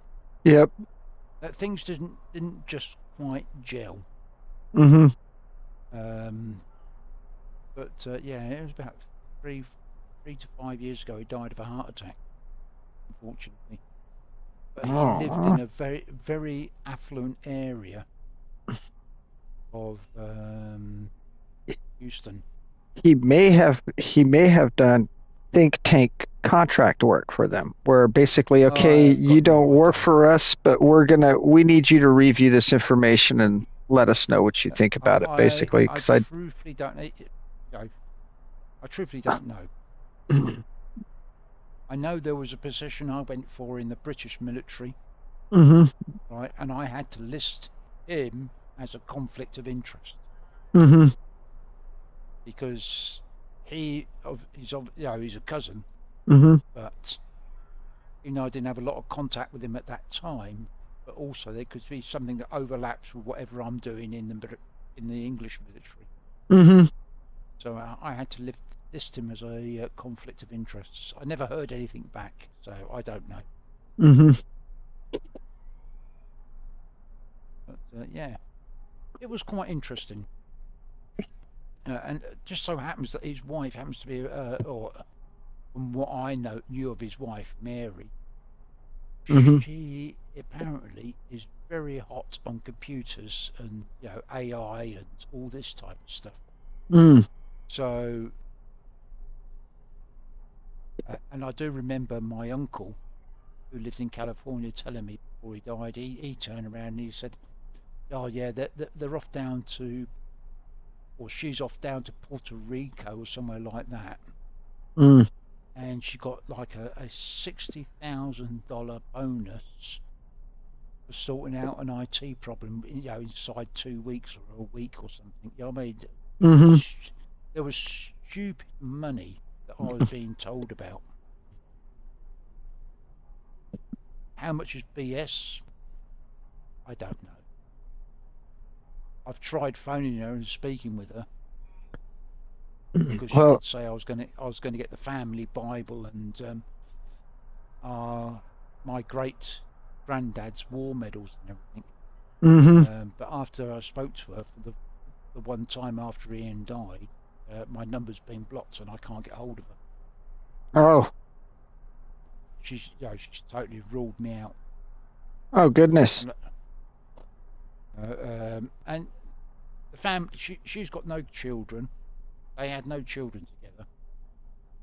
Um, but Ian, my actual cousin, was Did she very. ever He furnish? Did she ever furnish the stuff? No, No, no. no, never. Oh wow, wow, wow. And She I she know my obviously never saw the play You Can't Take It With You. It was a really good movie done later on too. Yeah, well, I know my uncle Reg and Ian would be both turning in their graves over it. Hmm. They wouldn't be happy. So Uh, you know what they say, karma comes oh round and yeah. bites you in the ass. Oh, So it is. It is. Oh yeah. you know she will get her uppance one way or the other. Yep. But it, All she it, can it's do is that's delay it, and the longer she delays it, the worse it bites you in the ass. Like the best thing that could ever happen is karma come around and bite you in the ass right away. Because yeah. that's the one thing I learned. It's like a bow being drawn back. The longer that keeps drawing back though, and so the longer it's delayed, like the more power there is behind that arrow when it shot Well, at you. you the thing is though, very truthfully, that the medals, they're not really of a monetary value, No.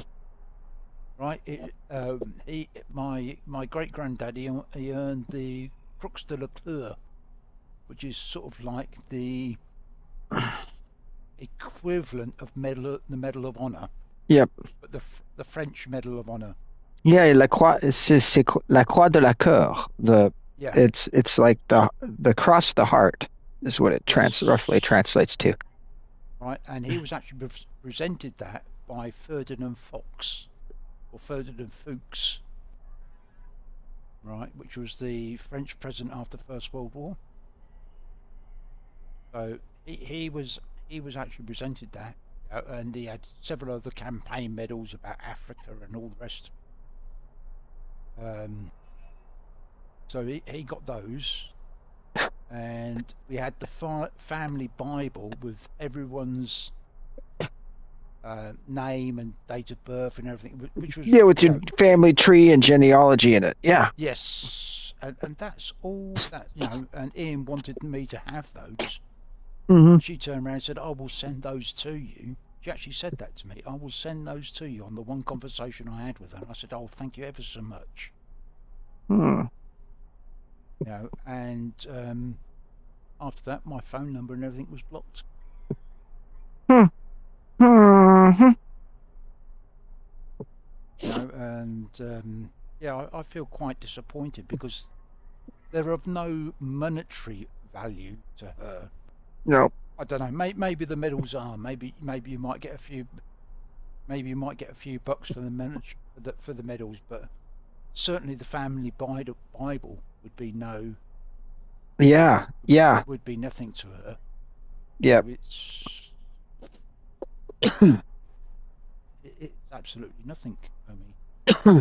Yeah, it's to me it's just a control factor, Yeah, which again almost makes me wonder if she's done contract work, and there's a certain less loss of control you get when you do contract work because there's a proverbial eye on you for the rest of your life. And it almost seems like that's like as irrational because like it almost because she has no reason to have any disposition towards you either. no, So no, no. I mean, I've the actually motive the personally never motive met her. yeah, the motive can't be a disposition towards you. So I think what the motive is in her life there's something looming over her that completely removes her feeling of having any control over her life, and being able to manipulate this situation gives her a modicum of control. Well, I just feel that, you know, it's a case of, I'll sod you, I don't have to do it, so therefore I won't. Yeah. Yeah. You know, Yeah, I and don't well, think there's. and to her, she may not even know that, and in her conscious mind, that's what she's saying. I owe no obligations to these people. Like I've got a Yeah, lot on my plate right now. I don't need this. But again, it's her again asserting a control over the situation where she's removing anybody else's agency in the situation, i.e., cutting off contact with you, right? I Not just giving. think it's really sad. Yeah. That's all I think it is. You know, Mm-hmm. and funny enough, my mum actually phoned me because as soon as Mary said that she'd send it, I phoned my mum and said, "Oh, Mary's told me she's going to send, you know, great granddad Granger's medals and the family Bible," and my mum was absolutely over the moon. And she actually spoke to me about 3, 4 months ago. And she says, "Did you ever get that?" And I said, "No." And I said, "I've tried phoning her and my number's blocked." And she went, "Oh, yeah. What can I say?" Hmm.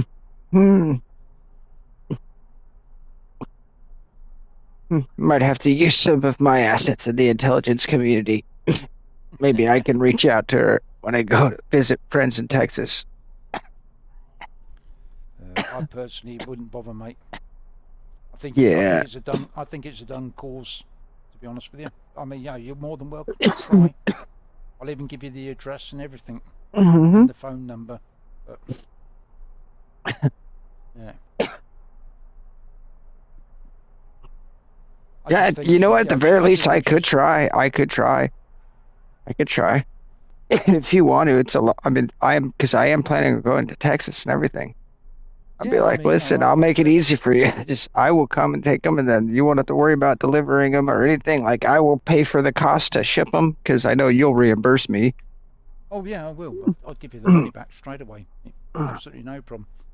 But I just think she wants to cut all ties, and apparently Ian was quite well off with money. She's Mm. quite well off with money. Certainly, my Uh, uncle Reg was very oh, well off with money. she might be afraid that you might once she gives you those, that's going to open the door for like, oh, I don't want more. anything. Yeah, well, No, I don't want anything with her. she doesn't know that though. You know what I'm saying? And people will always assume the worst in themselves in others. No, I don't want anything from her. You know, it would be nice to have those because you know they're family heirlooms. But as for Mhm. monetary value, I don't want nothing from her. Yeah, exactly. No, if you want the truth, I mean, you know, my uncle Reg, when he was alive, this is straight up, homie. My uncle Reg, when he was alive, he sent a check to everyone in my family. Yeah, Hmm. right. Now I don't know how much it works out in English money, but he sent $10,000 to my mum with a personal message on it. Me and my two sisters and my younger brother also each got $2,500. Hmm. Yeah, with a personal message on the check. You know, and I actually phoned up my uncle Reg and I said, "Look, thank you very much for the money, but I feel sure that there are other people that are far more deserving than me." And No, I honestly did. Yeah, no, no, no. I'm just imagining how proud that must have made your uncle feel. Like, Well, uh, uh, well, no, honestly, I said that to him, right? And I wouldn't say he had a dig at me, but it was what don't you think you deserve it? And I said, well, I'm not saying I don't deserve it. What I'm trying to say is, I'm very grateful that you thought of me like that, but you know, because he was a Mormon before he mm-hmm, left the religion, and mm-hmm, I just feel that there are other people that are probably in more of need than what I am. mm-hmm. People that are either homeless or need some food or medicine or whatever. Yeah. Well, and it's quite possible he does do that, but then it's like in his mind, he's like, if I'm doing this for strangers, I may as well help out my family as well. Uh, Everyone else in the family turned around and said, "Oh, thank you very much," Mm-hmm. and that was it basically. Yep. Whereas I turned around and said, "Well, I think there's other people that are far more deserving than me." Yeah. Well, And I was just speaking the truth the way I felt. mm-hmm. I mean, I don't need much. I just need a couple of cans of beer. You know, when I used to smoke, I'd have a cigarette, a couple of cans of beer. I'm happy. Don't need anything else. Mm-hmm. Yep. Yep. Yeah, that's I'm the it. same way. Yeah, I'm the same way. You just replace the beer with the bong. It's the same thing. You know? yeah. I don't do that. I'm afraid. I never. I don't know why, but I've just never. I Yeah. tried having a what do you call it? Smoke of weed. Mm-hmm. Grass, whatever you call it. It did absolutely nothing for me.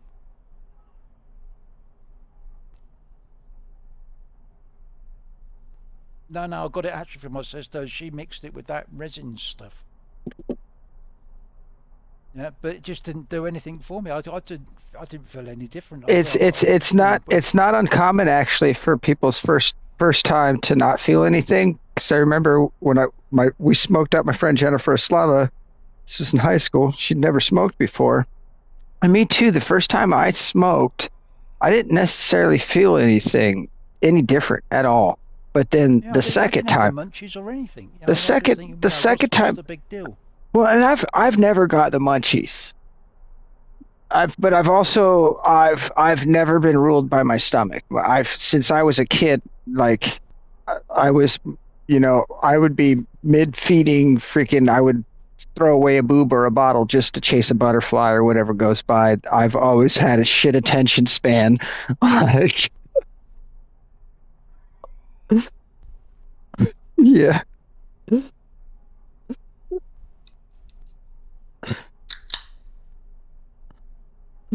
Yeah, well, I was just when I was a baby, my mom says like I was interested in everything, and I was the easiest kid she ever dealt with. I rarely cried, which is funny because I bitch so much when I play video games. I didn't cry when I was a kid. I just I like I'm agree gonna with that. wait, I'm gonna wait till I'm grown up. That's why it's so funny. And I've always made the joke because I'm not in denial about my issues. So when I've heard, and you've probably heard me make this joke before, but sometimes I'll take the opportunity to lighten the mood when I hear a baby crying through in the background at one of my friends' houses that has children and something. I'll be like, "Oh man, sounds like me." No, I actually haven't heard her say that at all. just freaking have my buddies dying. No, can't say I've ever heard you say that, to be honest. No, but yeah, I'll make the joke like where I'll say like the crying baby. Yeah, it sounds like me when I'm playing Battlefield or whatever game I've been raging at the as of recently.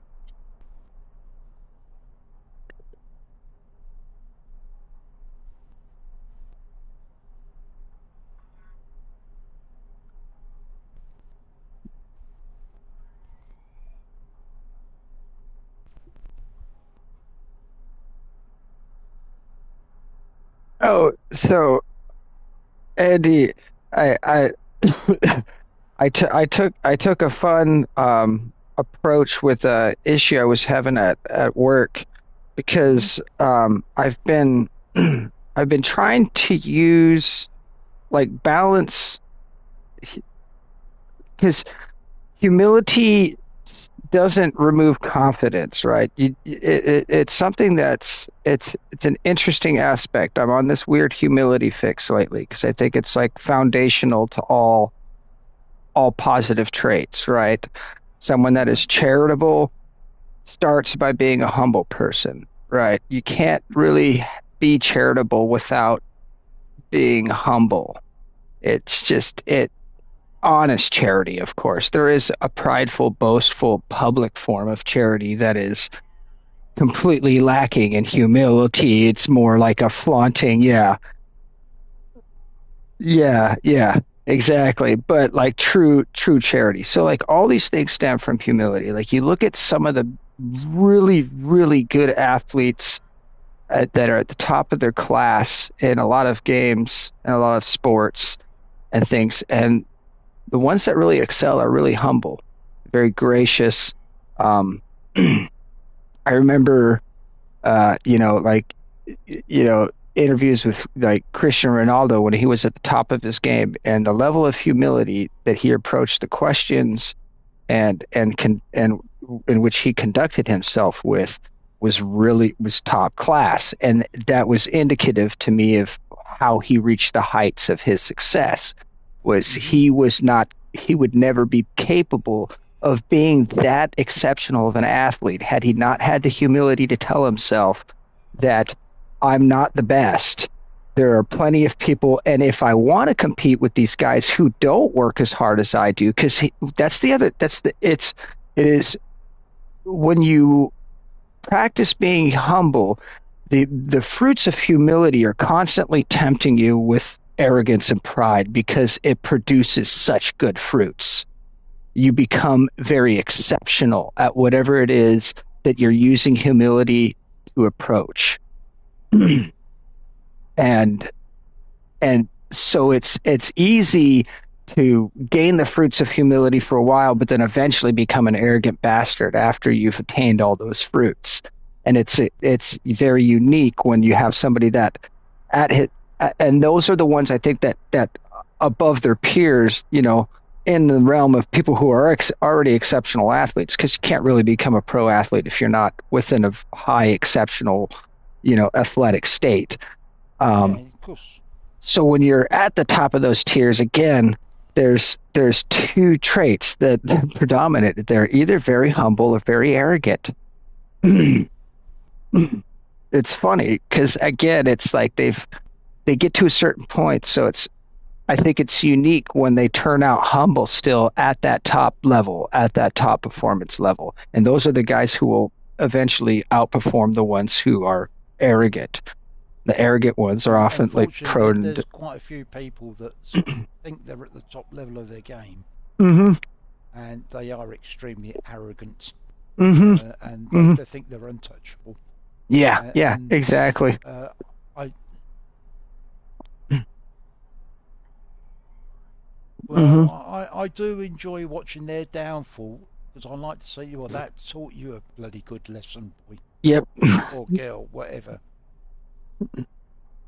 Yeah, and that they go off whimpering. Hmm. It wasn't But fair. The or judge didn't making rule in my favour, excuses. and yeah, Yep. yes, Yep. Yep. Making up the excuses. yeah, And I yeah. It remember it it was that time of the month for me, or whatever. You know what I mean? I remember I remember when when I was younger, there was a lot of talk about how people thought that, the UFC was such a barbaric sport, filled with just this barbaric men that just despised each other and stuff. And my first fight was a Randy Couture fight, and it was I Hmm. can't remember who his opponent was, and it was mainly because like the biggest thing I remember from the fight was Randy Couture instantly checking on the guy that he just knocked out. And then as soon as the guy was done, he patted him on the back and you could see him mouth the words, good fight, you know? And I was just like, just like this sportsmanship. And I'm like, man, anybody that tells me this sport is barbaric, like I seen freaking dudes in a football field yell harsh words at each other, and they didn't even compete against each other in nearly the same amount of intensity that these two gentlemen just did. Like, Well, you know, the old school. Unfortunately, mm, there isn't a very many old school people around. no, no. That's the way to Randy describe it. Couture was a an example of that generation, and was an example to people in my generation. So people, I think, that grew up watching Randy Couture, a lot of us that are in, a lot of guys my age and below, in their 40s and below, in the 30s and stuff, they have that. But of course, they're all dropping out of the game. 40s is the last of your fighting career in most fighting sports. Yeah. Yep. So it is the Mike Tyson fight, and that's one of the things I am worried about the Mike Tyson fight is that Jake Paul's a young kid who, even if he got himself an exceptional fight and could put up a fight to go somehow toe to toe with Mike Tyson, that would be very unhealthy for Mike, because Mike's at an age where he shouldn't really be taking very many blows to the head. He's already taken a lot when he was younger. That was, you know what I mean? Like, Mm-hmm. so the best thing that could happen is Mike Tyson knocks that arrogant kid out and just, yep. And that's what I'm hoping for. When's that meant to happen? Just out of curiosity. hmm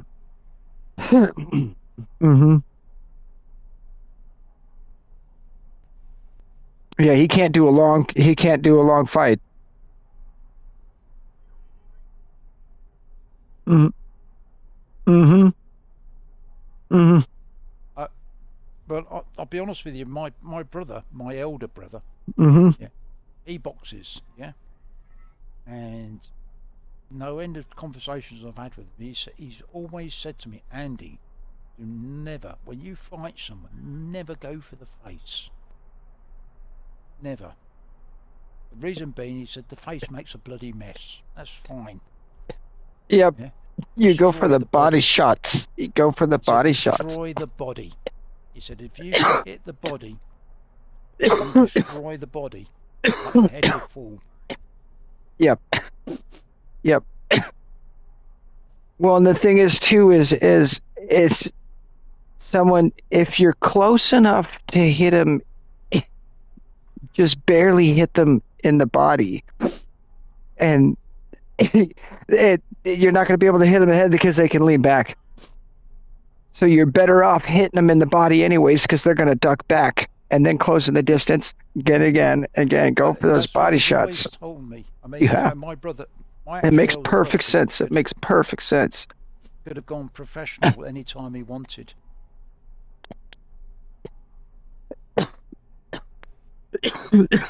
But that's what he's always taught me.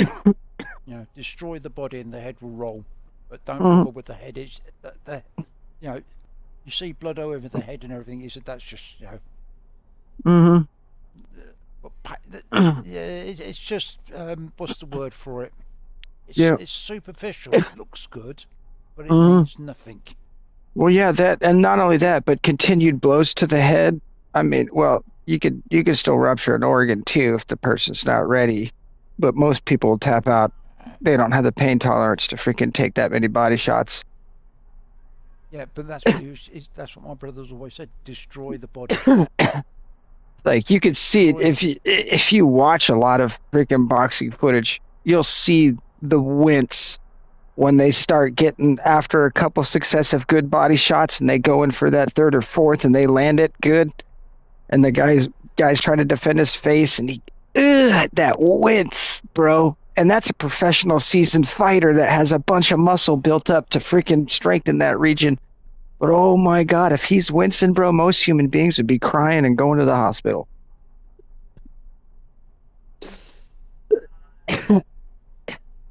Oh, I don't know. 16 ounces.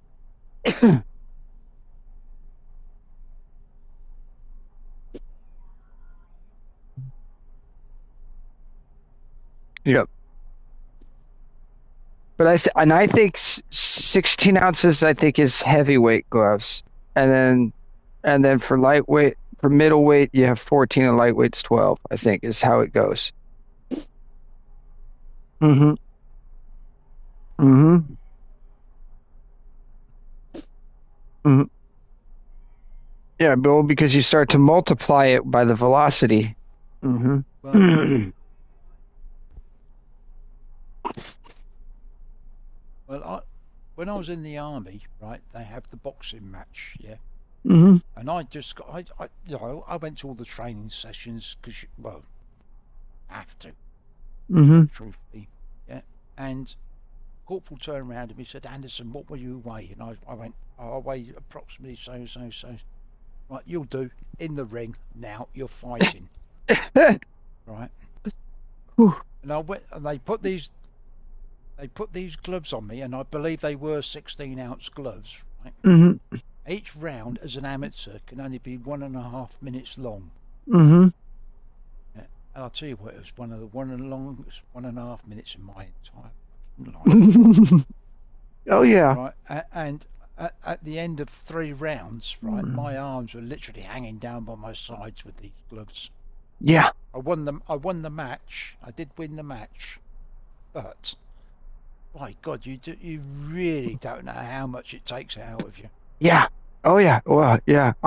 We had a I had a PE coach in Fresno, and dude, my that PE coach would probably get fired so fast in this day and age. But um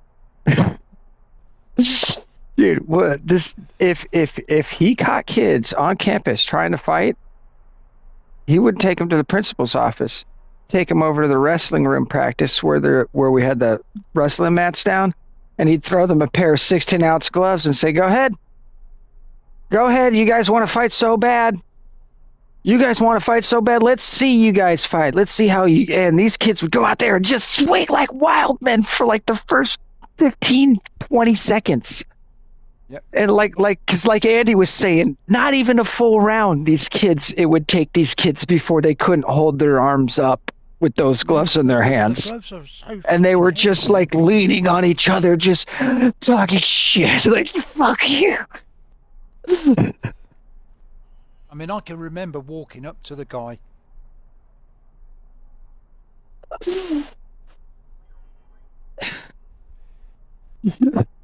Yeah. And I can remember all I my. can think is this guy's a genius. Like, this guy's a genius. Because half those kids turned out to be friends after that, anyways, later. They talked it out. They got over it. They realized they both couldn't fight and didn't know how to fight and really didn't want to fight. They were just following some kind of cliche social behavior pattern. And it takes a man sometimes to intervene with that.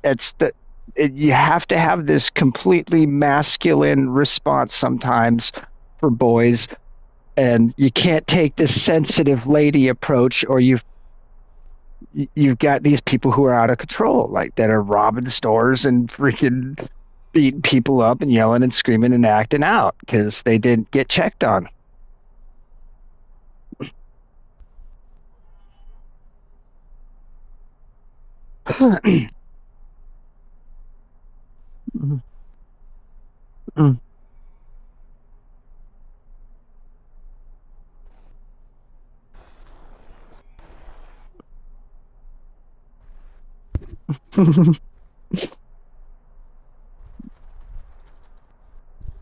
Yep.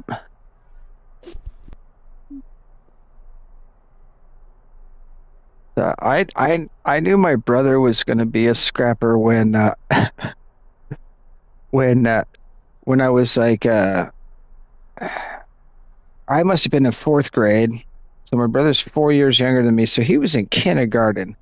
And there was this kid. He was like in fourth grade too, but not going to school.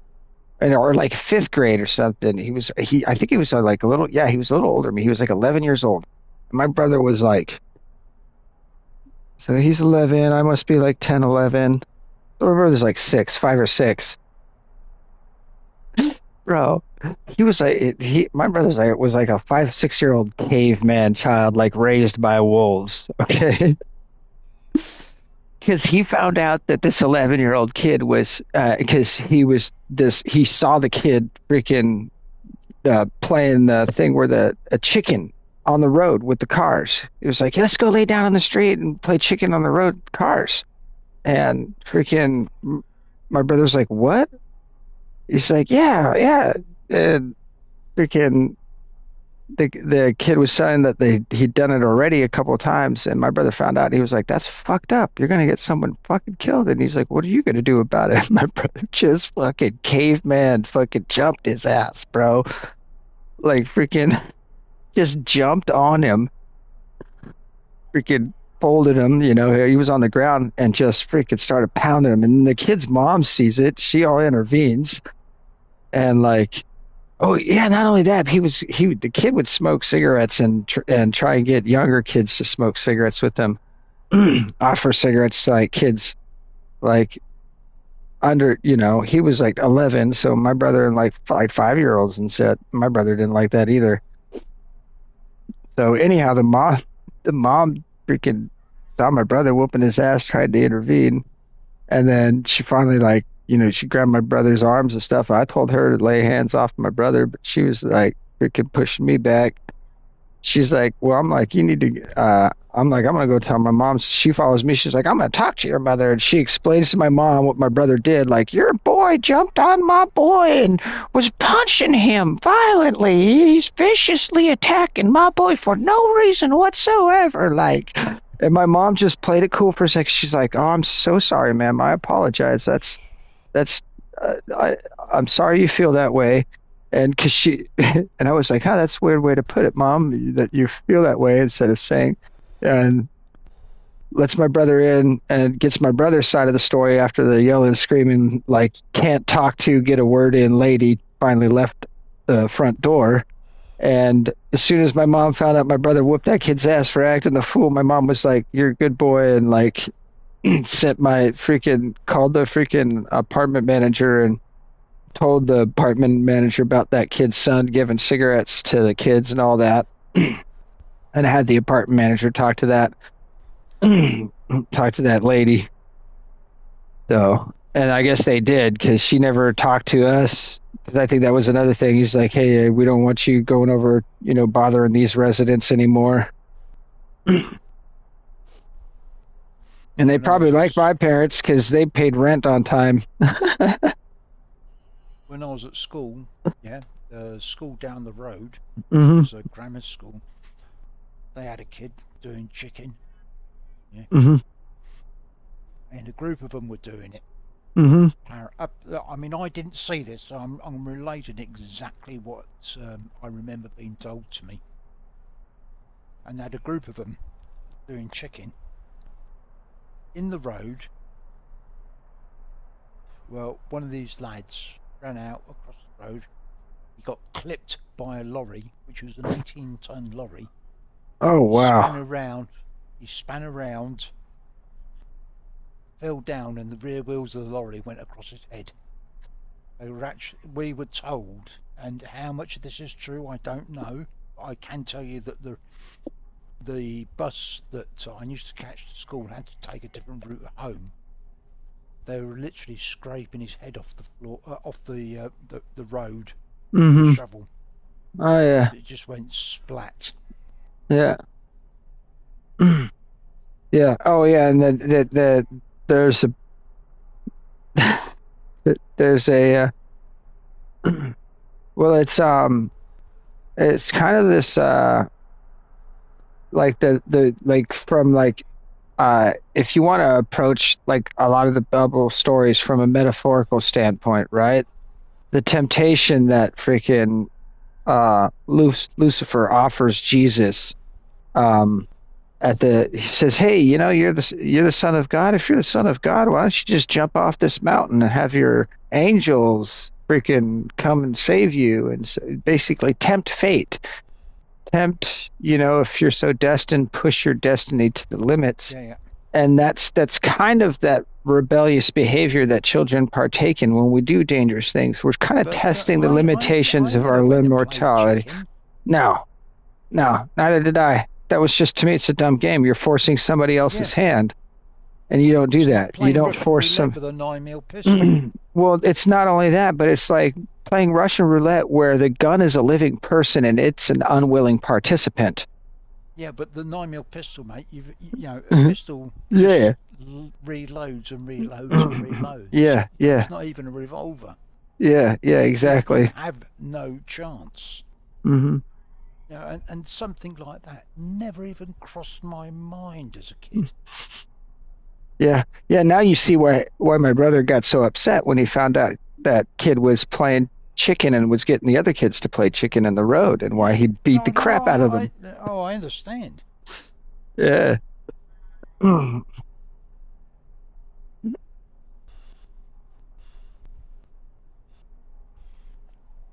Yeah, Yeah, she would have exactly. been crying. Why didn't someone stop him? Yep, yep, And yeah, because someone actually did have a go, yep, she's now crying victim. yep. Yeah, she's lucky. My brother probably whooped some sense into that kid. You know. Yeah, well, no, that kid was all sorts of weird. There was something up with that kid's mom because he was just into like weird rebellious shit. He was trying to talk kids into going into the bathroom, turning the lights off, and saying Bloody Mary over and over again until something spooky happened. And I was like just suspicious. I'm like, what are you gonna do to people in the dark? Like that was just my automatic suspicion. Like, I think are you make sure I don't have anything in my pockets that he might steal, like or whatever. I Yeah, think a steal lot of my the GI problems Joe. of today are the fact that kids are taught what you can and can't do from Hmm. a very, very early age. Hmm. Therefore, they know no boundaries Hmm. until they get to a certain age where all of a sudden the law turns around and says, "Well, you can't do that." Bang, Yeah. being locked up. Hmm. You know what I mean? But my mum's always bailed me out, or my dad's always bailed me out, or my dad's a sheriff, or whatever. Yeah. You've only got to look on YouTube, man. You can see as many as you want with these entitled people. Oh yeah. And I think that's where the problem is, Oh because well. that they don't have any proper home discipline. Yeah. I would have. I wish there would have been a.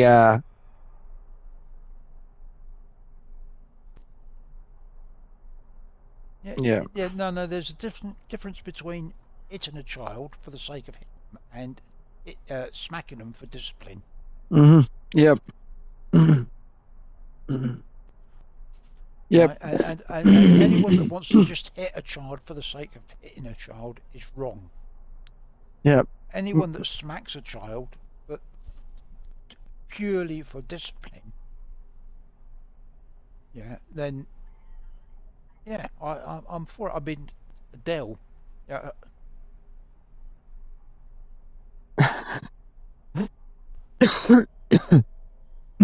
Yep. well, I mean Adele's, but I've been very lucky with Adele because she lets me discipline her boys as I see fit, Hmm. right? And there was one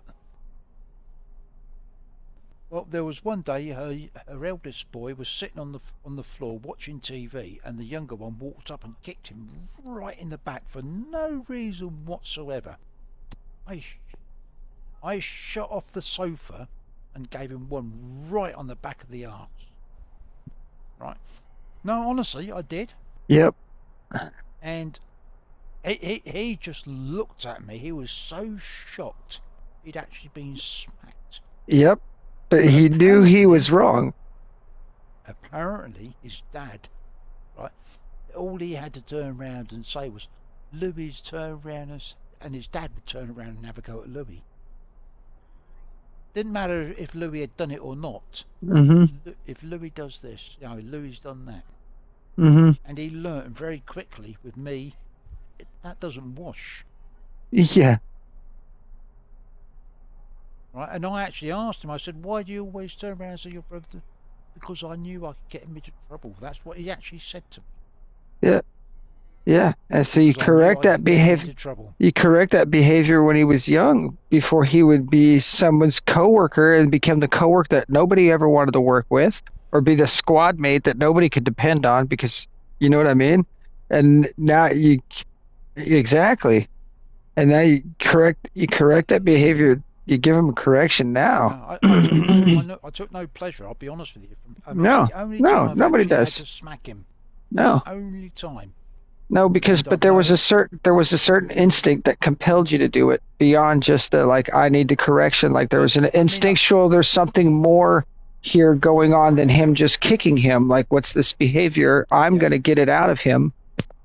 Well, he's been with us for 12 years, right? And that's the only time in 12 years I've had to smack him once. Yeah, exactly. And I think that says something. Yeah. Well, my mom kicked me in the ass once. Because she said it was when I was a teenager, right? So I wasn't like a child yet either. Um, and I was being ornery, and then I said I called her a bitch. She says I'm going to kick your ass for that, and I said no, you won't. And I turned around to walk away. She kicked me so hard in the ass, my feet almost came off the ground, man. Like I don't know where she summoned the strength to kick that hard.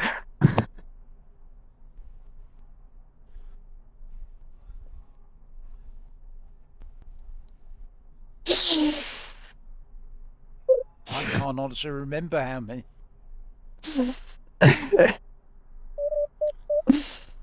Oh man, I tell you what, I never said that. And then you know what's funny though is I had a friend who used to just berate his mom all the time in front of us, and it made Thought I me haven't and played my Omni this week brother since it came out in my very selected library. I was to never uncomfortable. play it again. And like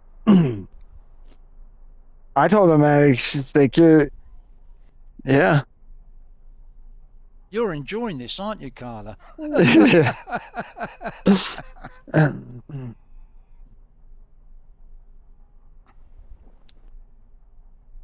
I was going to say, Carla, you ready to paint the target on his backside?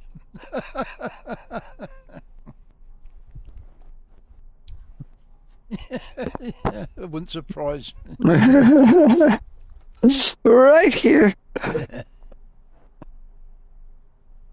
Yeah, make sure it's got a white cross in the middle. Bullseye.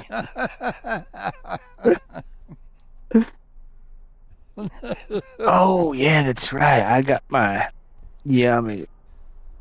I got a cinnamon roll from work. It's been sitting in the car for over a day, but it's marinated in its cinnamon rolliness.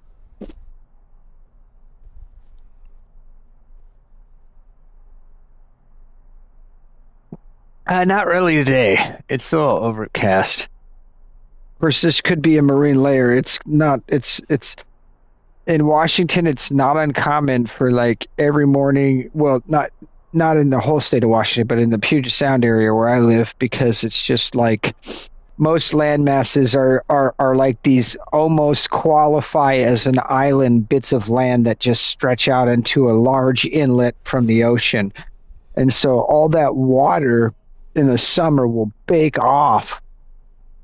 And as the night cools, the evaporation rate increases and all that water goes up into the basically in the atmosphere, hangs out because we're surrounded by mountains to the south, north, and there's just there's a northwestern channel of ocean where there's not a lot of obstruction for mountains, and the San Juan Islands they don't have too many hills, so it's like there's that, but like yeah, most of it just pops up here and just drops. Or it'll get pushed from the northwest down south and just hit Excuse me. the what is it, the Columbia River, and all that air gets forced east of us. and it'll drop in like southern Idaho, eastern Washington, but the south side.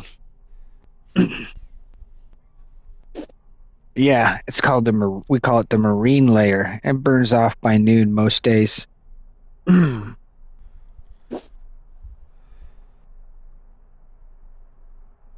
Carla, Omi, thank you very much for the chat, mate. I'm going to go off and Oh check yeah. out YouTube. Oh, wow. It was really good hearing from you, man. It's always a pleasure. Always a No, pleasure. well, I always enjoy my chats with you, Omi. I'll be Yep, honest with you, and Carla. same. Please don't forget Carla. Yeah, I Hmm. do. Oh, thank God for. I was going to say thank God for that. Yep.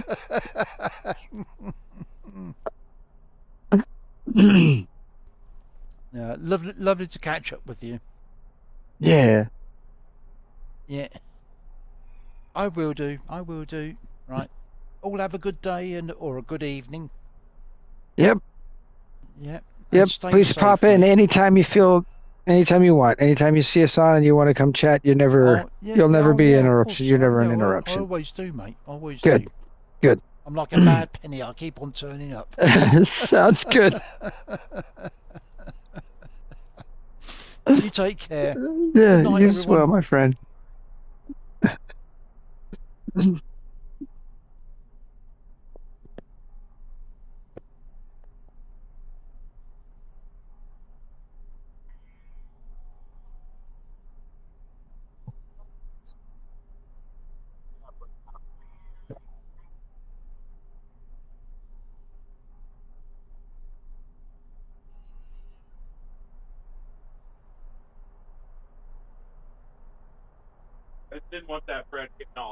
Mhm. Yeah.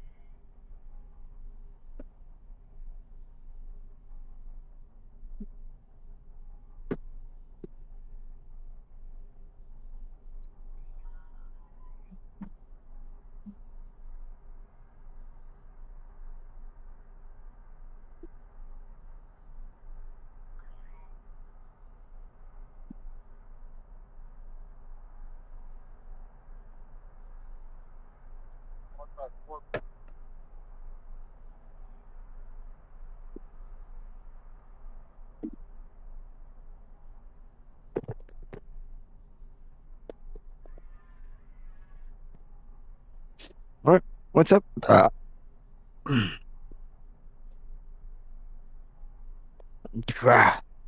I just smoked the last of the dude. Where's my bike? Hmm. And it was tasty. I think I've been streaming just me hanging out, talking to you guys, smoking the whole time. Like I said, it's just my chair and the game and whatever state it's in. And I guess chat's just been hanging out, listening to the chat. It's been interesting conversations. So it's like the Omni Light podcast. Special guests, Andy, former Royal Marine Special Forces.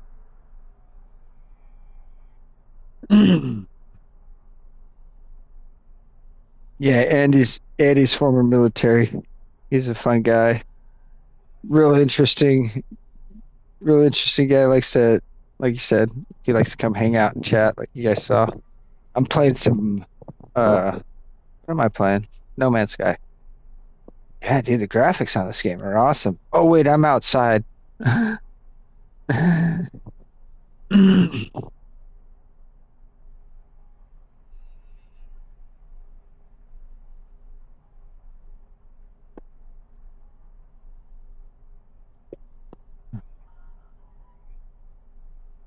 Boom, boom, boom, boom, boom, boom, boom, boom, boom, boom, boom, boom. All right. Oh yeah, that's what it is. I wanted to bring my rubbish bin inside and toss these guys in the freaking frizzle frazzle. You go in the frizzle frizzle. In the frizzle frizzle.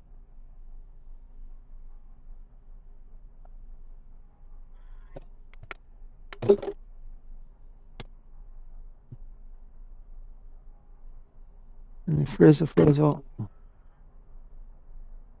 Mm-hmm.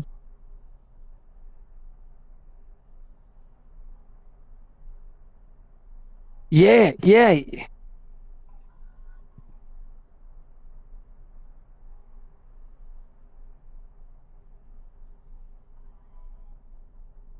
Yep. Yeah, when you play at a party, it puts you against other parties, basically. So there's not skill-based matchmaking, but there's like party-based matchmaking and like hmm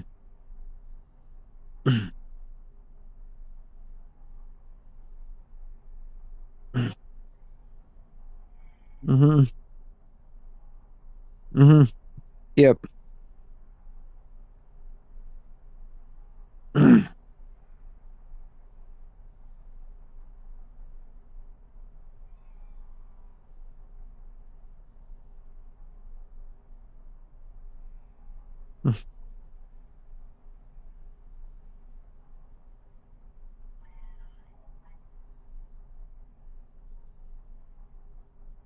hmm You could do some No Man's Sky on your phone, probably.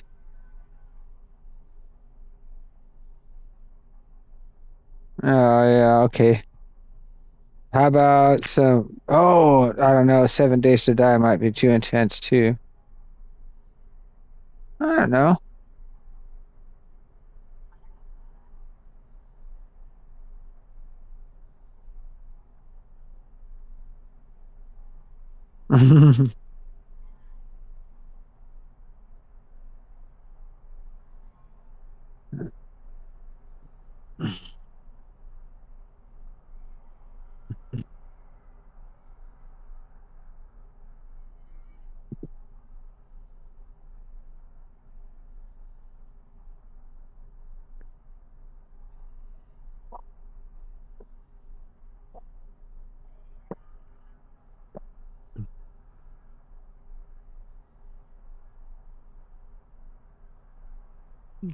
The escape route.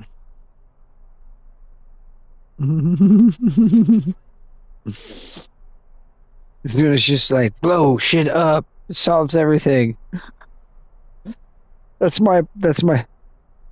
That's my approach half the time.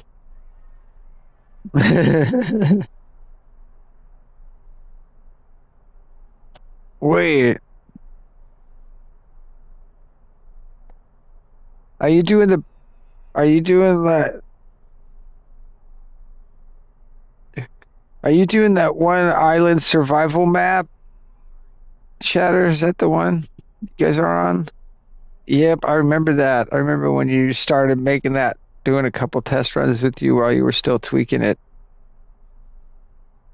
Yep. Yeah.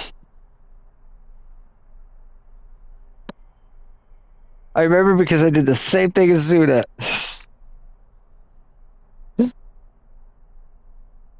Yeah, yep.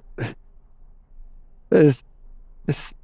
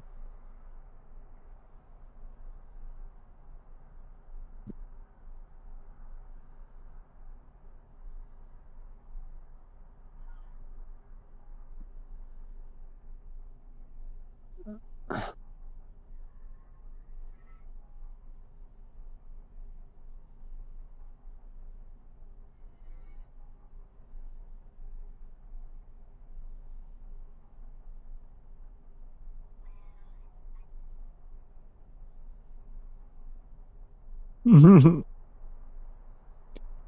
the ground, your guy is lagging out. It's because that's all trying to do the phone and the share play and the stream play, and it's just like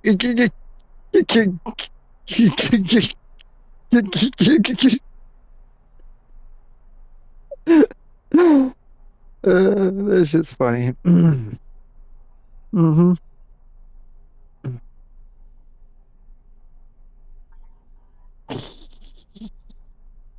Dude, she looked like she was having a seizure. Like someone stopped that woman. She's having an emotional breakdown on stage. Somebody put that lady on suicide watch.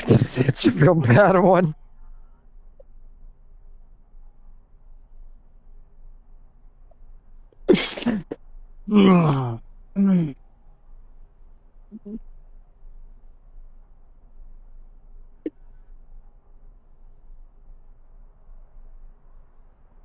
It's obviously a cry for help.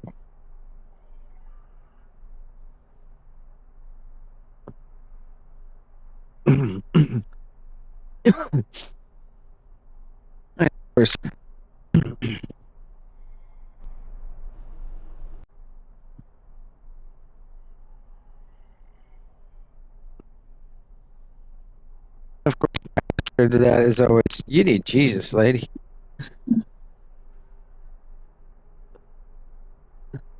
No, no, she got the wrong kind then. He warned us about that. He said many shall come in my name, believe them not. He wasn't lying when he said that.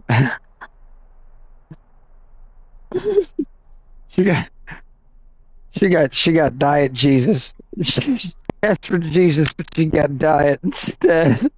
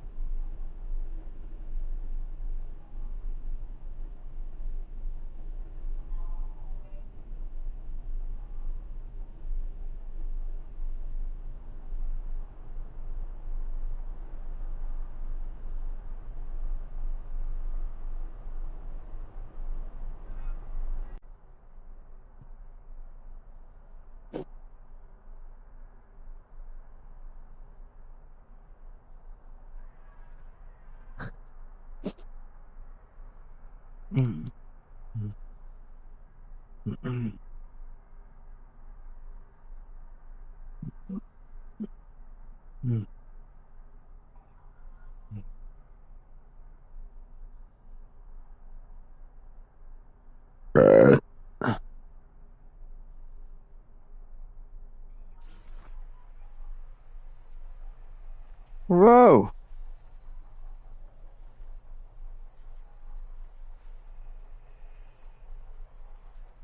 that's a lot of journals, man. I don't know if I could handle that many journals.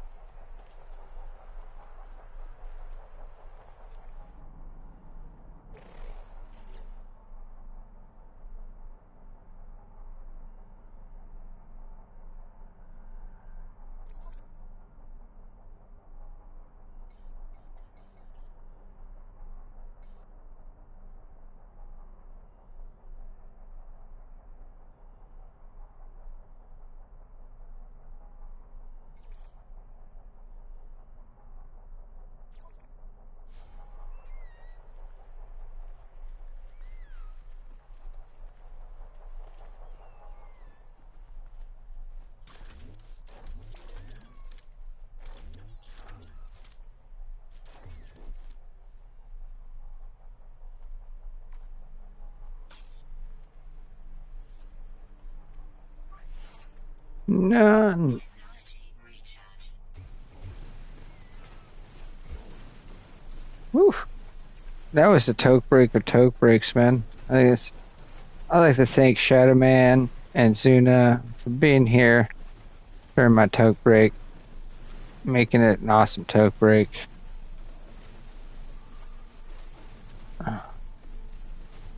Mm-hmm.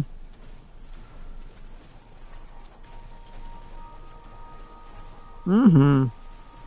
Huh, babe? It's been a fun day. We've been having some good times, lots of laughs. Mm-hmm. Mm-hmm. Mm-hmm. Mm-hmm. Exactly. Exactly. Yep.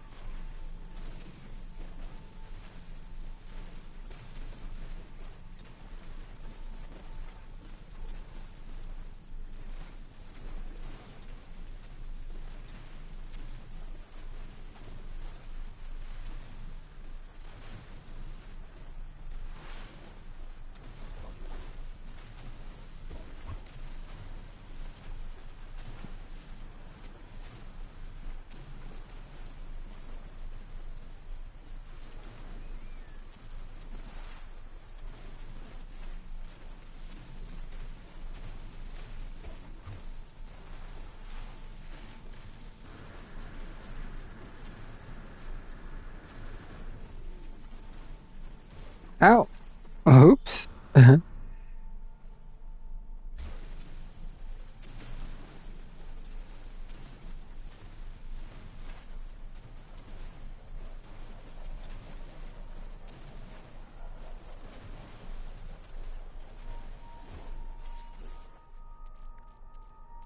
Hmm.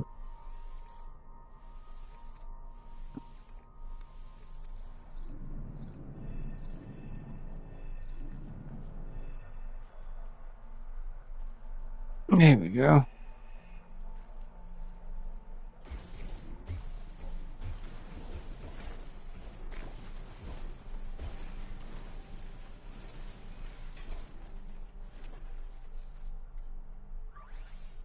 Technology recharge.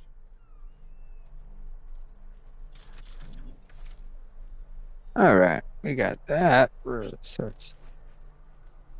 Oh, that's right. This plant had a bunch of knowledge stones. That's what I was going to go get. So let's make sure this thing's recharged. Technology recharge.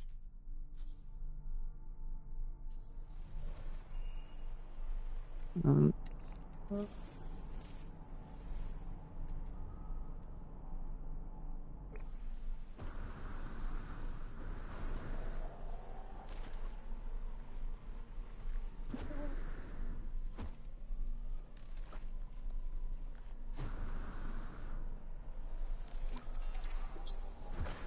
I learned the gag word for butt. Not that butt, sir. Oh,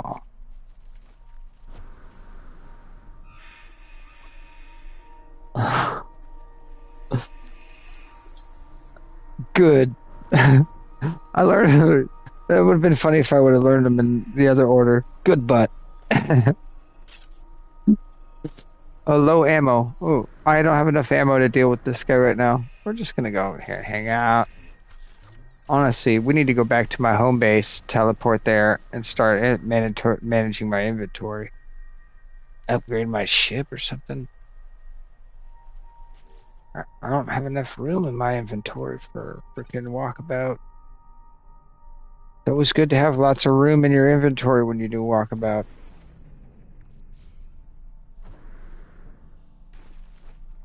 So I gotta be more careful with my jetpacking.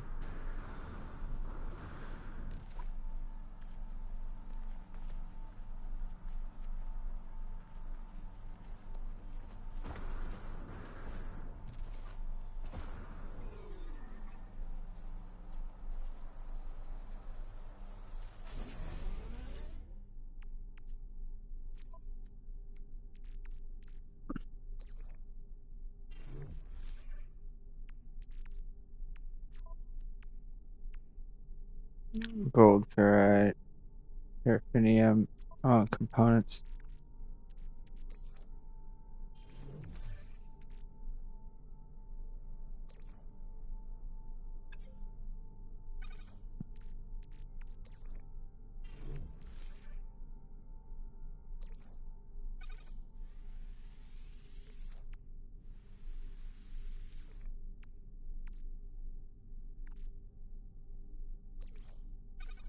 Hmm.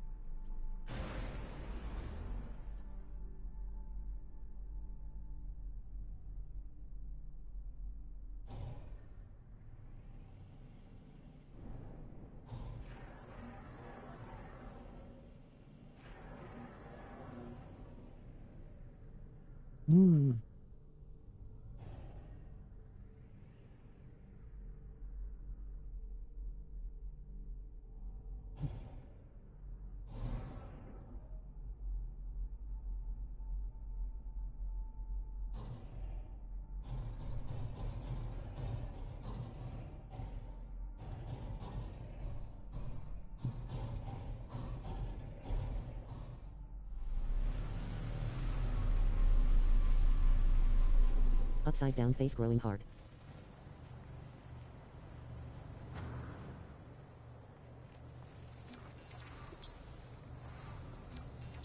Hmm.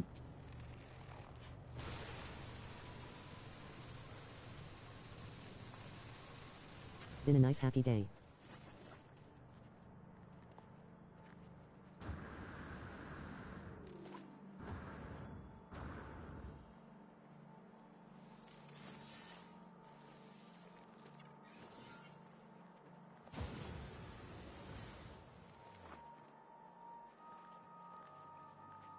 Mhm.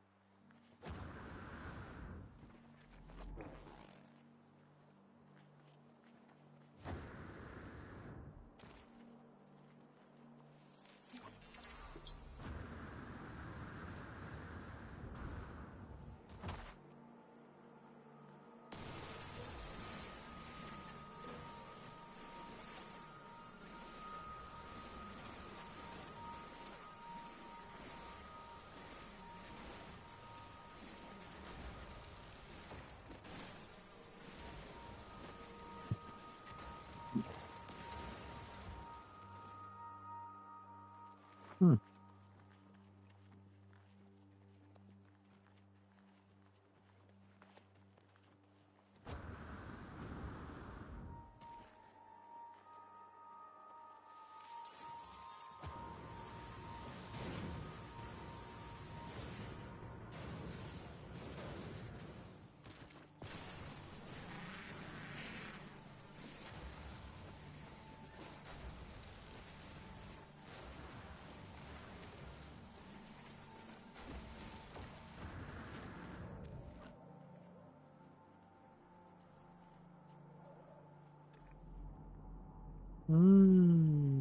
Knowledge. Where's my knowledge done? We're so close to 17.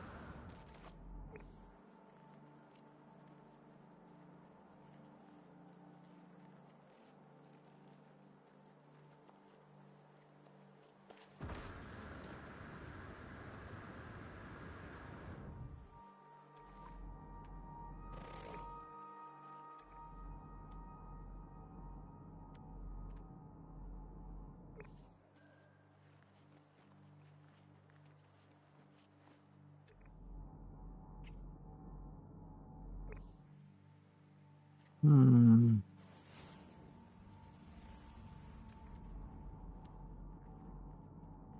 Three, two,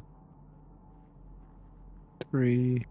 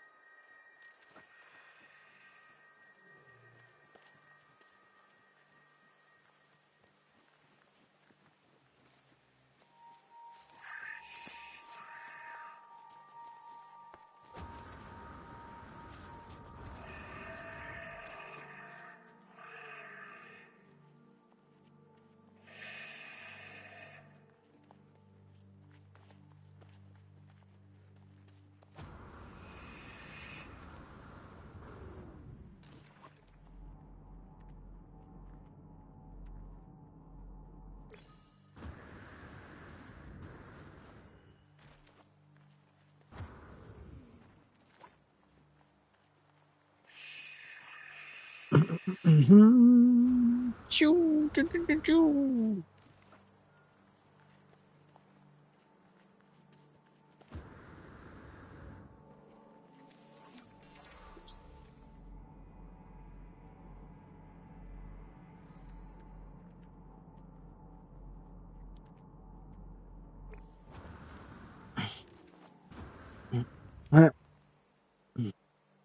Go ahead and stop my stream.